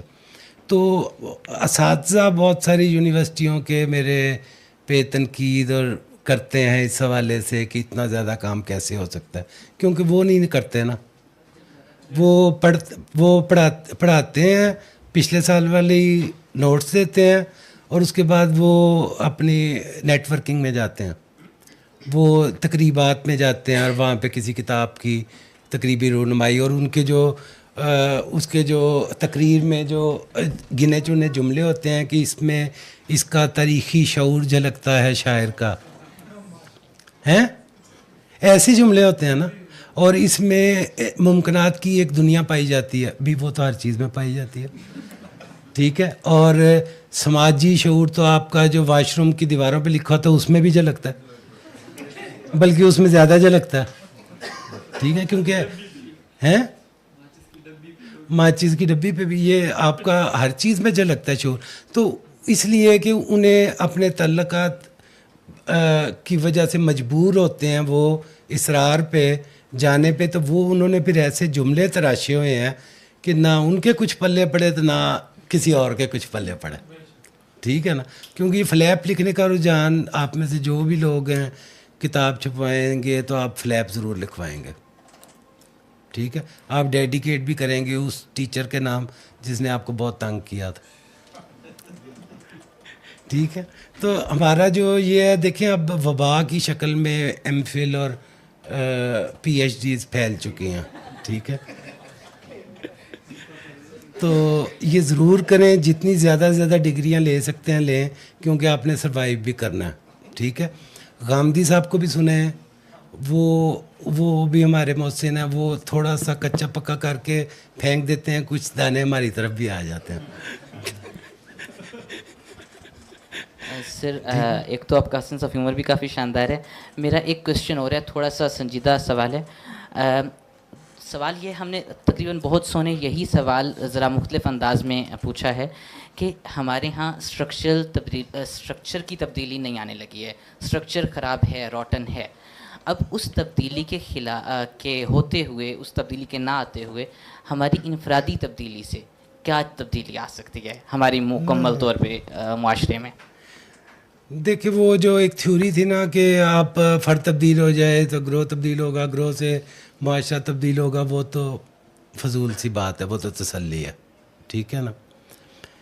تو یہ مجھے نہیں پتہ کہ کیا تبدیلی آ سکتی ہے. میں تو نہیں سمجھتا کہ آپ معاشرے میں کوئی بڑی سطح پہ تبدیلی لا سکتے ہیں. لیکن اب دیکھیں معاشروں کے جو ٹوٹتے ہیں نا اسٹیٹس کو، وہ دو صورتوں میں ٹوٹتے ہیں. ایک کسی بہت بڑی آفت کے نتیجے میں جو ہمارے آ ہی نہیں رہی، اور آئی تھی جو زلزلہ آیا تھا اس سے اسٹیٹس کو والے مزید مضبوط ہو گئے، فنڈنگ باہر سے آئی، ٹھیک ہے. تو ایک آفت سے ٹوٹتی ہے، ایک جنگ سے ٹوٹتی ہے. اگر 1914 میں عالمی جنگ پہلی نہ ہوتی تو 1917 کا انقلاب نہ آتا، ٹھیک ہے. ابھی یہ پاکستان انڈیا کی ذرا اچھی سی جنگ ہو جاتی تو یا ادھر انقلاب آ جاتا یا ادھر آ جاتا، ٹھیک ہے نا. تو وہ میں سمجھتا ہوں کہ ہم نے اپنے آپ کو تو قائم رکھنا ہے نا. اب ہمیں کیڑا ہے کوئی دماغ میں تو ہم نے اس کو تو قائم رکھنا ہے، اور ہم ایک بہتر زندگی کی اگر ہم آرزو کرتے ہیں کہ جو کہ سارے کرتے ہیں، ہم کنگھی بھی تو کر کے نکلتے ہیں نا، ویسے بھی نکل جائیں کوئی بات نہیں، ٹھیک ہے. تو اس طرح ہم نے اپنے خیالات کو بھی تو کنگھا کرنا ہے نا. تو وہ ہم نے اپنے بچوں کو اپنے ارد گرد جو ہے اس کو، اب میرے پاس جو پختون دوست آتے ہیں تو وہ میں انہیں کہتا ہوں یار تم جتنے پنجاب میں آ کے روشن خیال ہو ادھر جا کے کیوں نہیں ہوتا ہے، ٹھیک ہے. وہ ادھر اب میں تھوڑی سی پرسنل مثال دوں تو وہ ادھر آ کے پنجابی لڑکیوں کے ساتھ بیٹھتے ہیں، اور جو پختون لڑکیاں اسی کلاس میں ہوتی ہیں انہیں کہتے ہیں خبردار تم دوپٹے کے بغیر آئیں. وہ ان کا کلچر، وہ کلچر کے نام پہ، کلچر میں تو آپ کے جو نکاسی کے پائپ ہوتے ہیں، ڈرین پائپ، وہ بھی کلچر ہیں. تھا کہ نہیں ہڑپا والے تھے کہ نہیں کلچر، نالیاں کاریز، تو اب کے کیوں نہیں ہے؟ تو ہم نے کلچر، کاروکاری ہمارا کلچر نہیں ہے، بیٹی کو قتل کرنا ہمارا کلچر نہیں ہے. کلچر کیا ہوتا ہے؟ کلچر تو وہ چوسنی ہے جو آپ لوگوں کو دی گئی ہے پچھلے 30-40 سال میں. آپ کو ایک جھوٹی شناخت دی گئی ہے تاکہ آپ ڈائیورٹ ہو سکیں دیگر سوالات کی طرف سے. آپ اس میں لڑتے رہیں. وہ ایک ٹوپی اس نے پہن لی، ایک وہ نمبر پلیٹیں آ گئی اجرک والی، اس طرح کی چیزیں، ٹھیک ہے نا. تو وہ آپ کو بڑے سوالات کی طرف سے زندگی کے، اور دیکھیں فلاسفی کبھی بھی آپ کو سوالات کے جوابات نہیں دیتی، ٹھیک ہے نا. ارسطو نے کبھی بھی جواب نہیں دیا تھا, اس نے سوالات کیے تھے. فلاسفی سالو نہیں کرتی, وہ سوالات کو ڈیزالو کرتی ہے. وہ وہی سوال اب بھی موجود ہیں آپ کے کالم نگاروں کے سامنے جو حضرت ایوب نے خدا سے پوچھا تھا کہ تو کہتا تھا کہ میں یہ کر دوں گا, اور جو غریب ہے ان کے میں ساتھ دوں گا, اور جو امیر اور ظالم ہیں وہ سرنگوں ہوں گے, اور یہ وہ ٹھیک ہے. تو اس کے جواب میں پھر وہ بجلی کڑکتی ہے, پھر وہ ٹرانزیکشن طے پاتی ہے اور ختم ہو جاتی ہے کہانی. اب تک یہی ہوتا ہے. تو ہم زندگی کے بڑے سوالوں کو آپ سمجھتے ہیں کہ آپ طے کر لیں گے, نہیں طے کر سکتے. ہم ان کو صرف ڈیفر کرتے ہیں. ہم انسانی کوئی بھی مسئلہ آپ سالو نہیں کر سکتے, آپ ہمیشہ اس کو ڈیزالو کرتے ہیں اور ڈیفر کرتے ہیں, آپ پھر کبھی تک کے لیے اٹھا رکھتے ہیں اس کو. تو ہم نے اپنے انداز میں اس دور کے مسائل کو اور اس دور کی علائشوں کو جو جگہ جگہ بکھری پڑی ہیں ان سے الجھے بغیر ہم نے اپنے آپ کو کیری تو کرنا ہے نا, تاکہ اس معاشرے کی کہ کبھی یہ والا معاشرہ بھی زندہ تھا, کوئی اس کے نقوش مل سکے. ٹھیک, شاعری کر دیا آخر میں. آپ کے پاس مائک ہے؟ اوکے ٹھیک ہے. السلام علیکم جی. میں بس شناخت کی ہم بات کرتے سر, آپ دونوں ادھر سر, میں نے کہا اپرچونیٹی لوں. شناخت مجھے بھی ہمیشہ ایک تذبذب میں رکھا ہے. میرے خیال سے ہمارے پاکستان کا مجموعی طور پہ ہم آگے نہیں بڑھ پا رہے کسی ایک ڈائریکشن میں. اس میں مین مسئلہ شناخت کا ہی ہے. میں کوئکلی بس 2 باتیں کرنا چاہتا ہوں. ایک تو یہ کہ آپ انٹرنیشنلی دیکھیں, رشینز کو دیکھیں. رشینز پورے اکراس دا میپ ان کی ایک ہسٹری ہے which goes back thousands of years ago. آپ چائنیز کو دیکھیں, تھاؤزنڈز آف ایئرز اگو. آپ ٹرکش کو دیکھیں, بہت پرانی ہسٹری ہے. آپ گوروں کو اٹھا لیں, وائکنگ سے اپنے آپ کو ٹریس بیک کر سکتے ہیں. ٹھیک ہے, پاکستان ایک 75 سال پرانا فنومنا ہے, اس لیے بھی شاید ہم سارے بڑے اسٹرگل کرتے ہیں. بلوچی, پٹھان اپنی انڈیویجول ہسٹریز ہزاروں سال پہلے ٹریس کر سکتے ہیں, بٹ ایز اے پاکستانیت اٹس اونلی 75 ایئرز اگو. ایک بات سر میں نے یہ کیا سے میں لنک کروں گا دوسری بات سے. ہمارا جو لیڈر آیا ہے اس نے ہمیں کوئی نہ کوئی اپنے حساب سے آئیڈینٹی دی ہے. ضیاء صاحب نے ہمیں سعودی آئیڈینٹی دینے کی کوشش کی, وہابی. مشرف صاحب نے ہمیں کمال اتا ترک کی آئیڈینٹی دینے کی کوشش کی. ہمیں اور کسی اقبال صاحب نے کہا کہ تھے ابا وہ تمہارے تم کیا ہو, تو ابا سے ان کی مراد تھی سعودی ابا. غزالی, رابی, رازی, آل آف دوز گائز. سر آج ہم سارے, جب میں آپ سے سوال کرتا ہوں کہ ہماری پاکستان کی آئیڈینٹی کیا ہے اور کیا اس آئیڈینٹی کو ہم ڈائیورس کر سکتے ہیں فرام عرب آئیڈینٹی اور فرام. دیکھیں, ہم نے ایک مذہب کو کلچر بنا کے تو اپنانے کی کوشش کی, ٹھیک ہے, اور ہم نے ادھر کے کلچر کو کل کیا. ایون یہ جو پطرس بخاری صاحب کے بھائی تھے انہوں نے تو راگوں کے بھی ختنے کر دیے. انہوں نے کہا کہ یہ جو ٹھمریاں ہیں اس میں جو لاگی رتوں سے لاگی, جیسے مثلا ایک مثال کے طور پہ میں کہہ رہا ہوں, جو خیال کے جو بول ہیں وہ بھی آپ نے مسلمائز کرنا ہے. ٹھیک ہے, اس لیے انڈیا میں غزل نہیں تھی, ادھر غزل کو فروغ دیا گیا.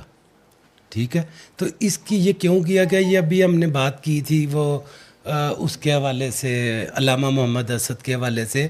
یہ ایک انٹرنیشنل پروجیکٹ تھا یہ جس کے نتیجے میں کی گئی. اس کے نتیجے میں ہم نے کیا کیا, ہم نے جو ادھر کی کنفیڈریٹنگ یونٹس کی شناختیں تھیں ہم نے کچل کے رکھ دیں, اور وہ آج تک ہم سے سنبھالے نہیں جا رہے. ہم ایک کا ایسا دم کیا سب کو کہ ہم نے اور اسی کے نتیجے میں ہم نے مشرقی پاکستان بھی کھویا. قائد اعظم نے جب وہ 1946 میں غالباً تقریر کی تھی اور اردو کو قومی زبان بنانے کا اعلان کیا تھا, کیوں رویش صاحب؟ جی جی ہاں, تو اس پہ بنگال میں فسادات شروع ہو گئے تھے. ٹھیک ہے, تو آپ نے تبھی سے ہی آپ کی دیوار کی پہلی اینٹ ہی ٹیڑھی تھی. ٹھیک ہے, تو یہ ہم نے شروع سے یہ والی غلطیاں کی اور ہم ابھی تک ٹھیک ہے غلطیاں اقوام کرتی ہیں. وہ کالوں کی بھی انہوں نے کالوں کو غلام رکھا اور 1960s تک ان کی بسوں میں کمپارٹمنٹس علیحدہ تھے. ٹھیک ہے, اب آ کے انہوں نے اس کا داغ دھویا یہ اوباما کو بنا کے. ٹھیک ہے, تو غلطیاں اقوام کرتی ہیں لیکن اس کو ٹھیک کرنے کے لیے کوئی ڈسکورس تو ہو نا.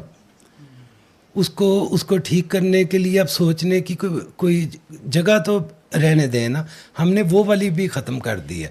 تو ہماری جو اصل شناختیں ہیں وہ 4 یا 5 کنفیڈریٹنگ یونٹس کی ہیں جس کو ہم ابھی تک ماننے کو تیار نہیں ہیں. ہم ایک ہیں کے چکر میں, کیونکہ وہ ہمارا جو وحدانیت کا تصور تھا وہ کافی مسئلے کر. اس میں میں اگر ایڈ کروں اجازت دیجیے.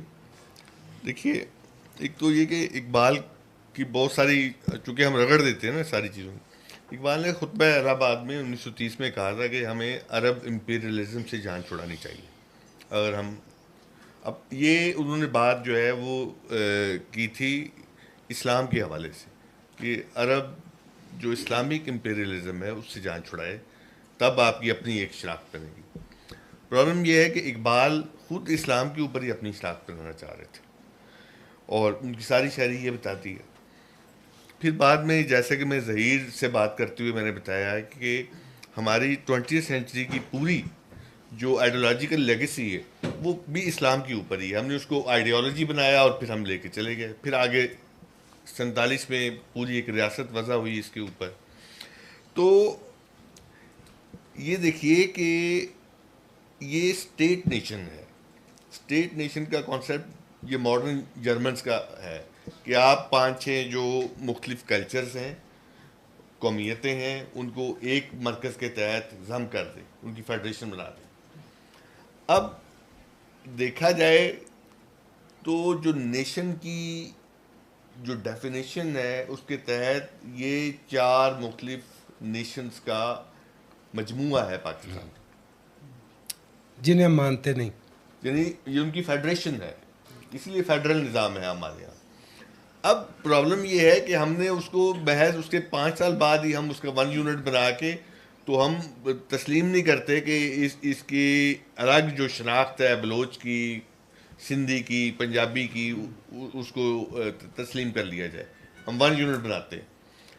اب پرابلم ہمارے ساتھ یہی ہوا ہے کہ ہم نے کہا کہ یہ الگ الگ جو قومیتیں ہیں ان کا یونٹ, ان کے درمیان ایک جو ریلیشن بنانے کی بجائے ہم پاکستانیت کو ڈیفائن کریں. اب پاکستانیت جو ہے پھر پاکستانی کلچر, پاکستانی زبان, پاکستانی فیشن, پاکستانی فلاں, پاکستانی فلاں, جس طرح ہم نے اسلام کا کیا, اسلامی کلچر, اسلامی ہسٹری, اسلامی تہذیب, اسلامی تمدن, اسلامی کھانے, اسلامی میوزک, یہی ہوا نا. تو یہ جو ہوا ہے اس سے اس کے نیچے, یہ تو اوپر ریاست کی سطح پر چل رہا تھا, لیکن نیچے اس 75-76 سال کے سفر کے بعد جب ہم دیکھتے ہیں تو نیچے ہم دیکھتے ہیں کہ بلوچ ناراض ہے, وہ نیشنلزم کی موومنٹ کی طرف جا رہا ہے, KPK والا بھی جا رہا ہے, گلگت بلتستان والا بھی جا رہا ہے, سندھ والا بھی جا رہا ہے. تو گویا جو ایکچوئل فیڈریشن تھی اور اس فیڈریشن کے اندر جو 4 قومیتیں تھیں, نیشنلٹیز تھیں, انہوں نے اپنا اظہار کرنا شروع کر دیا اور یہ بتایا. اب یہ ہے کہ وہ پاکستانیت کے ساتھ, فیڈریشن کے ساتھ جڑ کے اپنی جدوجہد کرنے کی بجائے وہ الگ الگ وہ جدوجہد کر رہے ہیں. اب یہ ہے کہ کیا اسٹیٹ نیشن کا جو فینامنن ہے کیا وہ اپنی پوری گرفت کے ساتھ موجود ہے, چل رہا ہے اور آگے بڑھے گا, یا یہ جو نئے چیلنجز ہیں یہ ہمارے مرکز کو یا اس کی پاکستانیت کو چیلنج کریں گے. یہاں سے شناخت کا جو کویشچن ہے وہ آپ کا رینیو ہوگا کہ اب آپ کہاں پر شناخت بنانا چاہتے ہیں. جدھر سے یہ نیشن سٹیٹ آئی تھی وہاں سے تو ختم ہو گئی, وہاں سے انہوں نے بارڈر بھی ختم کر دیے ہیں, انہوں نے آپس میں لڑتے بھی نہیں, وہ ہمارے ذریعے سے لڑتے ہیں. لڑنا ہو تو ہم ابھی تک, ہمیں مسئلہ یہ ہوتا ہے کہ یورپ نے واپس جانا شروع کر دیا ہے AI اور کمپیوٹر سے. وہ کہتے ہیں بچوں کو ہاتھ سے لکھایا جائے. ٹھیک ہے, ہم ابھی تک ابھی ہمیں ایک یونیورسٹی ہے اس نے لگایا ہوا تھا AI کی مدد سے بھی ہم تعلیم دیتے ہیں. یہ بڑا اس نے اپنا پلس پوائنٹ دیا ہوا تھا کہ جی ہم جدید ہو گئے ہیں. ادھر ختم ہو جائے گی اور ادھر پھر بھی چل رہی ہوگی, ٹھیک ہے, جیسے کہ دیگر چیزوں میں چل رہی ہے. اچھا, تو ہمیں دیر سے پتہ لگتا ہے چیزوں کا. یورپ میں فیمنزم اس طرح اب نہیں چلتا, اس کی وہ والی تعریف ختم ہو گئی ہے, کیونکہ ادھر کی عورت زیادہ تر بیسک حقوق لے چکی ہے. ہمیں ابھی تک فیمنزم ہوا ہوا ہے. پھر یہ خوش فہمی میرے خیال ہمیں دور کر دینی چاہیے تاکہ ہم اگلے مرحلے میں جا کے چیزوں کو سوچ سکیں کہ کلونیلزم 47 میں ختم ہو گیا تھا. تو یہ آپ کچھ کہنا چاہ رہے تھے؟ جی. ہیلو سر, میرا نام رضوان بوسن ہے اور میں ماڈل کالج میں انگلش لیکچرر ہوں اور آپ کا صحیح والا فین ہوں, بہت پسند کرتا ہوں آپ کی رائٹنگز, آپ کی جو تحریریں ہیں. اچھا, جو مین سوال ہے یہ پہلے بھی بہت سے لوگ پوچھ چکے ہیں, جواب بھی بہت سے لوگ دے چکے ہیں, لیکن کہیں نہ کہیں تشنگی رہ جاتی ہے کہ یورپ یا اس خطے کو دیکھتے ہیں, وہاں ہمیں لڑائیاں بھی نظر آتی ہیں مختلف فیکشنز کے درمیان, مختلف فورسز کے درمیان, لیگل بیٹلز بھی ہیں, کوئی جیت رہے ہیں, میگنا کارٹا ہے, اس کے علاوہ وہ کیا ہے پیزنٹ ریوولٹس جرمنی میں ہوئی, اور اس میں 15 سینچری میں انگلینڈ میں بھی ہو چکی تھی 1381 میں. آگے بھی ہم چلتے ہیں تو ہمیں ایک پیٹرن نظر آتا ہے, اسٹرگل ہے, وہ جسے اقبال کہتے ہیں کہ وہاں دیگر گوں ہے لہجہ لہجہ, یہاں بدلتا نہیں زمانہ. بات تو بڑی سادہ ہے, لیکن اسی ٹائم میں اگر ہم اپنے خطے کو دیکھیں تو یہاں پہ کوئی ایسی کسی بھی سطح پہ تبدیلی نہیں آتی, نہ ہی کوئی بات ہوتی ہے مزدوروں کی حد تک, حالانکہ یہاں پر بھی وہ مسائل تھے, سرفس تھے, سارے مسئلے تھے, لیکن وہاں پہ ہمیں کوئی ایسی موومنٹ بھی نظر نہیں آتی, کوئی تحریک بھی نظر نہیں آتی. وہی جیسے وہ ہے نا, وہی راہبانہ ان کا مزاج ہے. تو وجہ کیا ہے کہ وہ مطلب آج اگر ہم ایکسپلور کریں ان کی سوشو اکنامک پولیٹیکل سکسیس کو, تو اس کے پیچھے یہی چیزیں, کہیں میگنا کارٹا آتا ہے, کہیں وہ ہیبیس پیکٹ, اور کہیں پہ یہ جو سارے ان کے وہ بل آف رائٹس ایٹسیٹرا. یہاں پہ ایسا کیوں کچھ نہیں ہے؟ یار وہ تھیں تاجر تہذیبیں اور سی فیرر نیشنز, ان کے سی فیرنگ نیشنز, ان کے وجود کو ہمیشہ خطرہ لاحق رہا, ایک دوسرے سے بھی اور موسم سے بھی. تو مجھے تو یہ والی سب سے بڑی بات لگتی ہے کہ اور ہم سیٹلڈ تہذیب تھے, ہمیں کبھی اپنے آپ سے باہر دیکھنے کی ضرورت ہی محسوس نہیں ہوئی. ہمارا ہر گاؤں اپنے آپ میں خود کفیل تھا ہر اعتبار سے, اس کا موچی اپنا, اس کا نائی اپنا, اس کا دودھ کا نظام اپنا جو گائے ہیں, اس کا حکومت پنچایتی سسٹم اپنا, جو جسٹس کا سسٹم ہے وہ اپنا, اس نے شادی بھی اپنے ہی گاؤں میں زیادہ تر کرنی ہے, ٹھیک ہے نا. تو ہم اتنے زیادہ خود کفیل, مطمئن اور مستقل مزاج رہے ہیں کہ ہمیں کوئی چیلنجز بڑے درپیش نہیں ہوئے, تو ہم اڈاپٹ کر ہی نہیں سکے دنیا کے ساتھ. لیکن اب اس کا یہ مطلب نہیں کہ ہم نہیں کر سکتے. ہمارا ادھر کا گلا سڑا نفسیات والا انسان جیسے ہی اترتا جا کے دبئی کے ایئرپورٹ پہ, وہ ایک نیا انسان بن جاتا, ٹھیک ہے. لیکن کئی ادھر سے جاتے ہیں ہنگری یا برلن یا چیکو سلواکیہ میں پڑھنے کے لیے, وہ ادھر سے اپنی منڈی بہاؤدین بھی اٹھا کے ساتھ لے جاتے ہیں, کیونکہ وہ ادھر کے ساتھ کنیکٹ کرنے میں اتنی زیادہ نفسیاتی رکاوٹیں پیدا کر دی گئی ہیں. مثلا مجھے بھی کہا جاتا ہے کہ عیسائیوں کے جسم سے بدبو آتی ہے مسیحیوں کی, ٹھیک ہے نا, اور وہ پلیت ہوتے ہیں, ٹھیک ہے, خاص طور پہ مرد.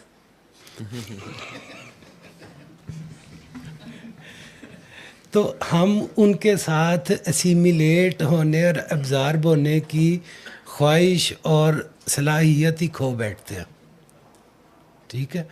تو جو اسیمیلیٹ ہو جاتے ہیں اس کو ہم بے غیرت کہتے ہیں کہ اس نے اپنی مشرقی اقدار چھوڑ دی. اچھا, وہ بھی جب پھر ادھر 20 سال گزار لیتا ہے اور اسے بچے جب اس کے ہوتے ہیں, خاص طور پہ بیٹیاں, تو اس کے لیے چیلنجز پیش آتے ہیں. پھر وہ پاکستان آتے ہیں کیونکہ ادھر کے لڑکے ٹھہرتے نہیں, ادھر کا جائے گا 5 سال تو نکالے گا نا, کیونکہ جتنی دیر تک کاغذ نہیں بنتا ہے اور نوکری نہیں پکی ہوتی ادھر. ٹھیک ہے, تو یہ بہت سارے اس میں عوامل ہیں, لیکن مجھے یہ لگتا ہے یہ کوئی ڈٹرمنزم نہیں ہے کہ ہم چونکہ ایک مستقل اور مستقل مزاج ہم ایک تہذیب ہیں تو ہم ترقی نہیں کر سکتے. یہ بالکل نہیں. اب ہمارے سامنے بنگلہ دیش نے بھی کی ہے, وہ انڈسٹری میں بہت آگے گیا ہے. سری لنکا بہت بہتر ہے ہم سے, شاید وہ مین لینڈ سے ہٹا ہوا ہے, اس وجہ سے کٹا ہوا ہے تھوڑا سا, شاید اس وجہ سے. تو اگر یہ پلان کر لینا چیزوں کو طریقے سے اور ادھر کی شناختوں کو مانیں تو آپ کے بہت سارے مسئلے حل ہو جائیں گے. آپ کا بلوچ کا ایشو جو ہے, یہ جس طرح یہ حل کرنے کی کوشش کر رہے ہیں, یہ کبھی بھی حل نہیں ہوگا. اور یہ اس طرح حل کرنے کی کوشش اس لیے کی جا رہی ہے تاکہ یہ کبھی بھی حل نہ ہو, کیونکہ یہ بہت آسانی سے آپ ان کو سٹیک ہولڈرز بنائیں. انگریز آئے تھے, انہوں نے ادھر کے سرداری نظام کے ذریعے اور جاگیرداروں کے ذریعے مقامی لینڈ لارڈز کو سٹیک ہولڈر بنایا کہ نہیں. سینڈیمائنائزیشن, اب پھر بات کروں گا تو وہ بات لمبی ہو جائے گی. تو سینڈیمائنائزیشن جو ہوئی تھی بلوچستان کی, اس نے کیا کیا نہیں کیا ادھر. تو آپ نہیں کر سکتے ایسے. آپ میں ویژن نہیں ہے چیزوں کو لے کے چلنے کا. آپ نے پرانی ہی رٹ آپ نے لگائی ہوئی ہے, ہم ایک ہیں, ہم ایک ہیں.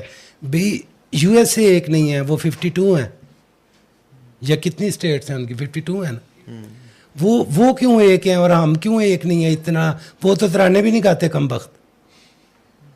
ٹھیک ہے نا, ان میں وسیع ڈیوائیڈ ہے, ایک طرف ریڈ ریاستیں ہیں, ایک طرف نیلی ہیں, لیکن جب وہ ان کا ہو جاتا ہے تو وہ ٹھیک بیٹھ جاتے ہیں, وہ 4 سال آرام سے بیٹھتے ہیں. ٹھیک ہے, ہم ایک بھی ہیں اور ہم ٹک کے بھی نہیں بیٹھتے. ٹھیک ہے نا. تو یہ وہ مسئلے جان کے پیدا کیے جاتے ہیں. میرا خیال ہے کہ یہ والے مسئلے بہت آرام سے 8-10 سال میں حل ہو سکتے ہیں, لیکن ان میں یا ابیلٹی نہیں ہے, یا کیپیسٹی نہیں ہے ان کی, یا نیت. کہہ لیں نیت ایک بڑا اخلاقی سا لفظ ہے, میں اس کو یوز نہیں کرتا. تو ٹھیک ہے جی سر. اچھا, اس میں سوری میں ایک بات کر لوں. دیکھیے یہ جو ہے نا, مثلا آپ نے بھی جس انداز میں بات کی ہے نا, یہ ایسے ہی ہے. وہ پطرس بخاری نے کہا تھا کہ ہمارے ہاں انقلاب فرانس کب آئے گا, تو ہم یہاں پر انقلاب فرانس کا انتظار کریں گے نا, تو وہ تو فرانس میں ہی آنا ہے, ہمارے یہاں نہیں آنا. یہ جس کی بات یہ کر رہے ہیں نا اپنا یاسر, اب ڈی ڈی کوسمبے کی انہوں نے بات کی ہے. ڈی ڈی کوسمبے نے لکھا ہے کہ آپ ایریل ریویو لیں ہندوستان کے میڈیول ایجز کا, تو کوئی گاؤں دوسرے گاؤں سے کنیکٹ بھی نہیں ہے. اسے شہر سال میں 1-8 دفعہ جانا پڑتا ہے 2 چیزوں کے لیے, نمک کے لیے اور اس لوہے کے چھوٹے سے ٹکڑے کے لیے جو ہل کے نیچے لگاتے ہیں, بس. باقی وہ انڈیپینڈنٹ تھا, وہ صدیوں لوگ اس گاؤں سے نکلتے نہیں تھے, ان کو پتہ ہی نہیں تھا کہ گاؤں کے باہر بھی کوئی دنیا ہے. اچھا, یہ اس کی خود انحصاری پر خود مارکس نے کرٹیسزم کیا ہے کہ یہ خود انحصاری ہی ہندوستان کی اس کو لے ڈوبی. اس کے اوپر آپ دیکھیں کہ مارکس سے پہلے ہیگل نے 1830 میں اس کا بڑا مشہور ایک وہ ہے لیکچر ہے, جس میں اس نے کہا کہ جو ہسٹری ہے وہ صرف یورپ کی ہے, ہندوستان کا ہسٹری سے کوئی تعلق نہیں. ہندوستان میں ہسٹری ہے ہی نہیں, وہ ہسٹوریکلی وجود ہی نہیں رکھتا, کیونکہ وہاں پر جو کچھ ہوتا ہے وہ پولیٹیکلی ہوتا ہے, نیچے کچھ نہیں ہے اس کے. اور اس کا جو مشہور جملہ ہے کہ افریقہ تو ہے ہی نہیں, آپ ہسٹری کی بات کریں تو خبردار آپ نے افریقہ کی بات کی. لیکن بعد میں چیزیں پروو ہوئی کہ ہندوستان یا ہندوستانی تہذیب, یا اس کو اگر میں یہ لفظ استعمال نہ کروں تو ساؤتھ ایشیا جو ہے, تو اس کے اندر ایک ڈائنامزم موجود تھا, سارا کچھ چلتا رہا ہے. لیکن پرابلم یہ ہے کہ ہم اس کو یورو سینٹرک آئی سے یا اس لینس سے ہمیں نہیں دیکھنا چاہیے, اسی پیریڈائزیشن میں چیزوں کو ہمیں نہیں دیکھنا چاہیے, اسی ہسٹوریکل ٹولز کے ساتھ ہمیں یہاں پر نہیں دیکھنا چاہیے. پھر کیسے دیکھنا چاہیے؟ پاکستان کی باؤنڈری کے اندر اس پہ کام نہیں ہوا, ادھر ہوا ہے. ادھر آپ عرفان حبیب تک آئے اور اس سے پہلے کے لوگوں نے جو ہسٹری پہ کام کیا ہے وہ آؤٹ اسٹینڈنگ ہے. اور وہاں جو شکایات ہمیں ہیں ادھر اس طرح کی شکایات نہیں ہیں. بہت سارے مسائل حل ہو گئے. لیکن ہم اب بھی کام نہیں کر رہے. ایک بھی تاریخ پاکستان لوکل آدمی کسی کی لکھی ہوئی کی ایک آدھ ہے, وہ شاہ امجد, وہ بھی 5000 سال پرانی تاریخ ہے پاکستان کی. آپ کو پنجاب کی کوئی تاریخ نہیں ملتی, آپ کو لاہور کی کوئی تاریخ, اسلام آباد کی تاریخ پہ میں نے نہیں خیال کہ کوئی کتاب ہو. 50 سال 60 سال کی تو اس کی بھی ہو گئی ہے. لوگوں نے چھوٹے. اچھا جی, آپ کیا کہہ رہے؟ جی سر شکریہ آپ کا. جی 2 جملے درمیان سے میں نے پک کیے ہیں آپ کی گفتگو سے. ایک تو آپ نے کہا تاریخ خیر و شر کی کوئی وہ نہیں ہے, اس طرح کا کوئی ریپرزنٹیشن نہیں ہے تاریخ میں. تو اس جملے پہ میں کمنٹ کرنا چاہتا ہوں کہ رائٹ اور لیفٹ انسانوں کے کسی بھی قبیلے میں کچھ کسٹم اورینٹڈ ٹریڈیشن اورینٹڈ لوگ پیدا ہو جاتے ہیں اور کچھ پروگریسو پیدا ہو جاتے ہیں. تو خیر اور شر کے لفظ تو تھوڑے سے مذہبی نقطہ نظر سے ہم دے دیتے ہیں, لیکن وہ رائٹ اور لیفٹ کی جو تھی یہ تو اس کے تو جڑیں بڑی گہری ہیں. اس پہ کائنڈلی اگلا بھی میں کر لوں ساتھ ہی. دوسرا آپ نے کہا کہ جی میرے خیال میں آپ نے اپنے کوالیفائی کیا ہے جملے کو کہ آپ کے خیال میں مذہب وغیرہ کی بجائے سائنٹیفک پہ جانا چاہیے, جو ریولیشنز ہیں یا ڈسکوریز ہیں یا انوینشنز ہیں یا اصول ہیں, لائک فزکس کو خدا بنا لیں. تو vast majority of the planet اور سائنٹسٹ انکلوڈیڈ وہ ایک انٹیلیجنٹ بینگ, ایک سپر انٹیلیجنٹ ڈیزائن اور اس پہ بلیو کرتے ہیں, اور سارے آئنسٹائن سے شروع ہو جائیں وٹ ایور بیک گراؤنڈ یہ ہمارے اپنے دور میں جو تھے سائنٹسٹ کہ وہ ایگزسٹ کرتے ہیں, کیونکہ سائنس کا جو نالج ہے وہ آلویز پروگریسو نیچر ہے ان نیچر. اور ہمیں واسٹ میجورٹی آف, اگر ہم آج 70-80% کسی نہ کسی ریلیجن کے تھرو ایک ڈیوائن پاور پہ بلیو کر رہے ہیں, تو شاید ہمیں سائنس ان سوالوں کے جواب نہیں دے پا رہی جو ہمیں تنگ کرتے ہیں. بس ان دونوں پہ آپ کے دیکھیں, سائنس بہت سارے سوالات کے جواب نہیں دے پاتی. مثلا وہ یہ نہیں بتا سکتی آپ کو کہ ٹائم اینڈ سپیس کب بنا تھا, کیونکہ ہمارا جب ٹائم اینڈ سپیس بنا تھا تو اس سے پہلے ہمارے پاس جاننے کا پیمانہ ہی موجود نہیں ہے. ٹھیک ہے, سائنس جہاں پہ پہنچ کے رکتی ہے وہ کہتی ہے آگے نامعلوم ہے. مذہب ادھر سے جواب دینا شروع کرتا. نامعلوم ہونا اور تفہیم نہ ہونا ہی مذہب کی تو قوت ہے. میں اس پہ اتنا ہی اس ملک میں کہہ سکتا ہوں. ٹھیک ہے, اور دوسرا جو خیر و شر ہے کہ مطلب ولڈرانٹ کا بھی خیال ہے کہ اخلاق پسند کو تاریخ نہیں لکھنا چاہیے. آپ اس کو برباد کر دیں گے. آپ اس کو اگر ایک کو آپ نے پسند کر لیا, مثلا تیمور کو آپ نے پسند کرے, ٹیمرلین کو, تو اور اس کے مخالف کو آپ پسند نہیں کرتے, تو آپ نے تو تاریخ کا حلیہ بگاڑ کے رکھ دیا نا. ایون آپ نے جو الفاظ استعمال کریں گے اور آپ نے لفظ کافر استعمال کر دیا, تو اس میں بھی آپ نے تاریخ کا حلیہ بگاڑ دیں گے. تو یہ تاریخ میں خیر و شر قوتیں نہیں ہوتی. ایک ہی خاندان میں لوگ آپس میں لڑے ہوتے ہیں نا, وہ خیر و شر کی قوتیں نہیں ہوتی, وہ دونوں ایک دوسرے کے لیے شر ہوتے ہیں. ٹھیک ہے, تو یہ تاریخ کو اس طرح سے دیکھنا کہ یہ خیر و شر کی لڑائی ہے, یہ ہمیں جناب حضرت زرتشت علیہ السلام نے دیا تھا. وہ ہم ابھی تک اسی بائنری اپوزٹس میں لگے ہوئے ہیں, لیکن اب ہم 20th سینچری کے بعد ہمیں ریلیٹیوٹی کے حوالے سے اور گرے ایریاز میں چیزوں کو دیکھنے کی ہمیں تھوڑی سی عادت پڑی ہے. اور زیادہ کسی چیز کا تعداد میں ہونا وہ اس کے کوئی درست ہونے کی دلیل نہیں ہے. یہ ہے کہ ابھی سائنس کا سفر بہت کم ہے. ابھی تو آپ نے کرۂ ارض سے آپ کو نکلے ہوئے ابھی 50 سال ہوئے ہیں, اور کرۂ ارض کو کے گرد سورج 1500 سال تک گھومتا رہا. بطلیموس کا جو نظام تھا ٹولمی کا, اس میں ہیلیو سینٹرک نظام تھا, لیکن وہ آپ ثابت نہیں کر سکے. اس نے ثابت کیا تھا لیکن دنیا نے نہ اپنایا. ٹھیک ہے, آپ کپلر کے آنے تک اور وہ اور کون سا بندہ تھا، ٹائکو براہے، اور ایک اور بندہ تھا کاپرنیکس، اس وقت تک سورج زمین کے گرد گھومتا رہا. ابھی آپ کے جو خیر و شر والے دوست ہیں جو مطلق پرست ہیں، ان کے مطابق ابھی بھی سورج زمین فلیٹ ہے، اور ٹھیک ہے، تو ان سے الجھنا نہیں چاہیے، انہیں کہیں فلیٹ ہی ہے. نہیں، رائٹ اور لیفٹ تو دیکھیں ایک پولیٹیکل ٹرم ہے جو ہم نے اپنی آسانی کے لیے، وہ ایک اسمبلی میں وہ اس طرف بیٹھتے تھے اور وہ اس طرف بیٹھتے تھے، اس وجہ سے ہم نے رائٹ اور لیفٹ کی کیا ہے. لیکن وہ کارل مارکس کا جو نقطہ نظر ہے کہ جو مجھے درست نہیں لگتا، کہ یہ طبقات کی آپس کی کشمکش ہوتی ہے، جدلیات ہوتی ہے، ڈائلیکٹکس ہوتی ہے، جس کے نتیجے میں تاریخ کا پہیہ آگے چلتا ہے. ٹھیک ہے نا؟ تو یہ خیر و شر تاریخ میں کہیں موجود نہیں ہے، یہ ہمارے دماغ میں موجود ہوتے ہیں. جو ہمارا خیر ہے وہ بھی وقت کے ساتھ بدل جاتا ہے، وہ ملک کے ساتھ بھی بدل جاتا ہے. ٹھیک ہے نا؟ ہم تھائی لینڈ جائیں تو ہمارے کپڑے بھی بدل جاتے ہیں، خیر بھی بدل جاتا ہے، اخلاقیات بھی بدل جاتی ہیں. آخری سوال ہو گیا. السلام علیکم سر. 9 بج گئے. میرا نام معشوق علی ہے سر. ہم آپ کو پڑھتے رہتے ہیں، سنتے رہتے ہیں. آج آپ کو ماشاءاللہ براہ راست سننے کا موقع ملا ہے، تو ہمارے وہیں جذبات ہیں کہ کسی شاعر نے کہا تھا کہ نمی دانم کے آخر چوندمی دیدار می رقصم مگر نادم بائیں ذوقے کے پیش یار می رقصم. ہمارے سر 2 چھوٹے چھوٹے سوالات ہیں.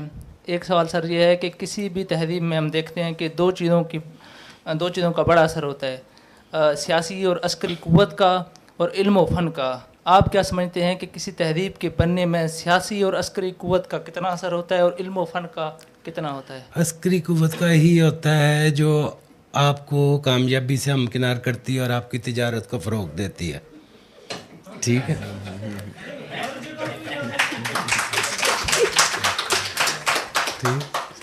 اگر وہ صرف اپنے تک ہی ان ثمرات کو نہ رکھے تو جب دولت آتی ہے تو پھر تہذیب ترقی کرتی ہے. زیادہ دولت آتی ہے تو زیادہ ترقی کرتی ہے. ٹھیک ہے؟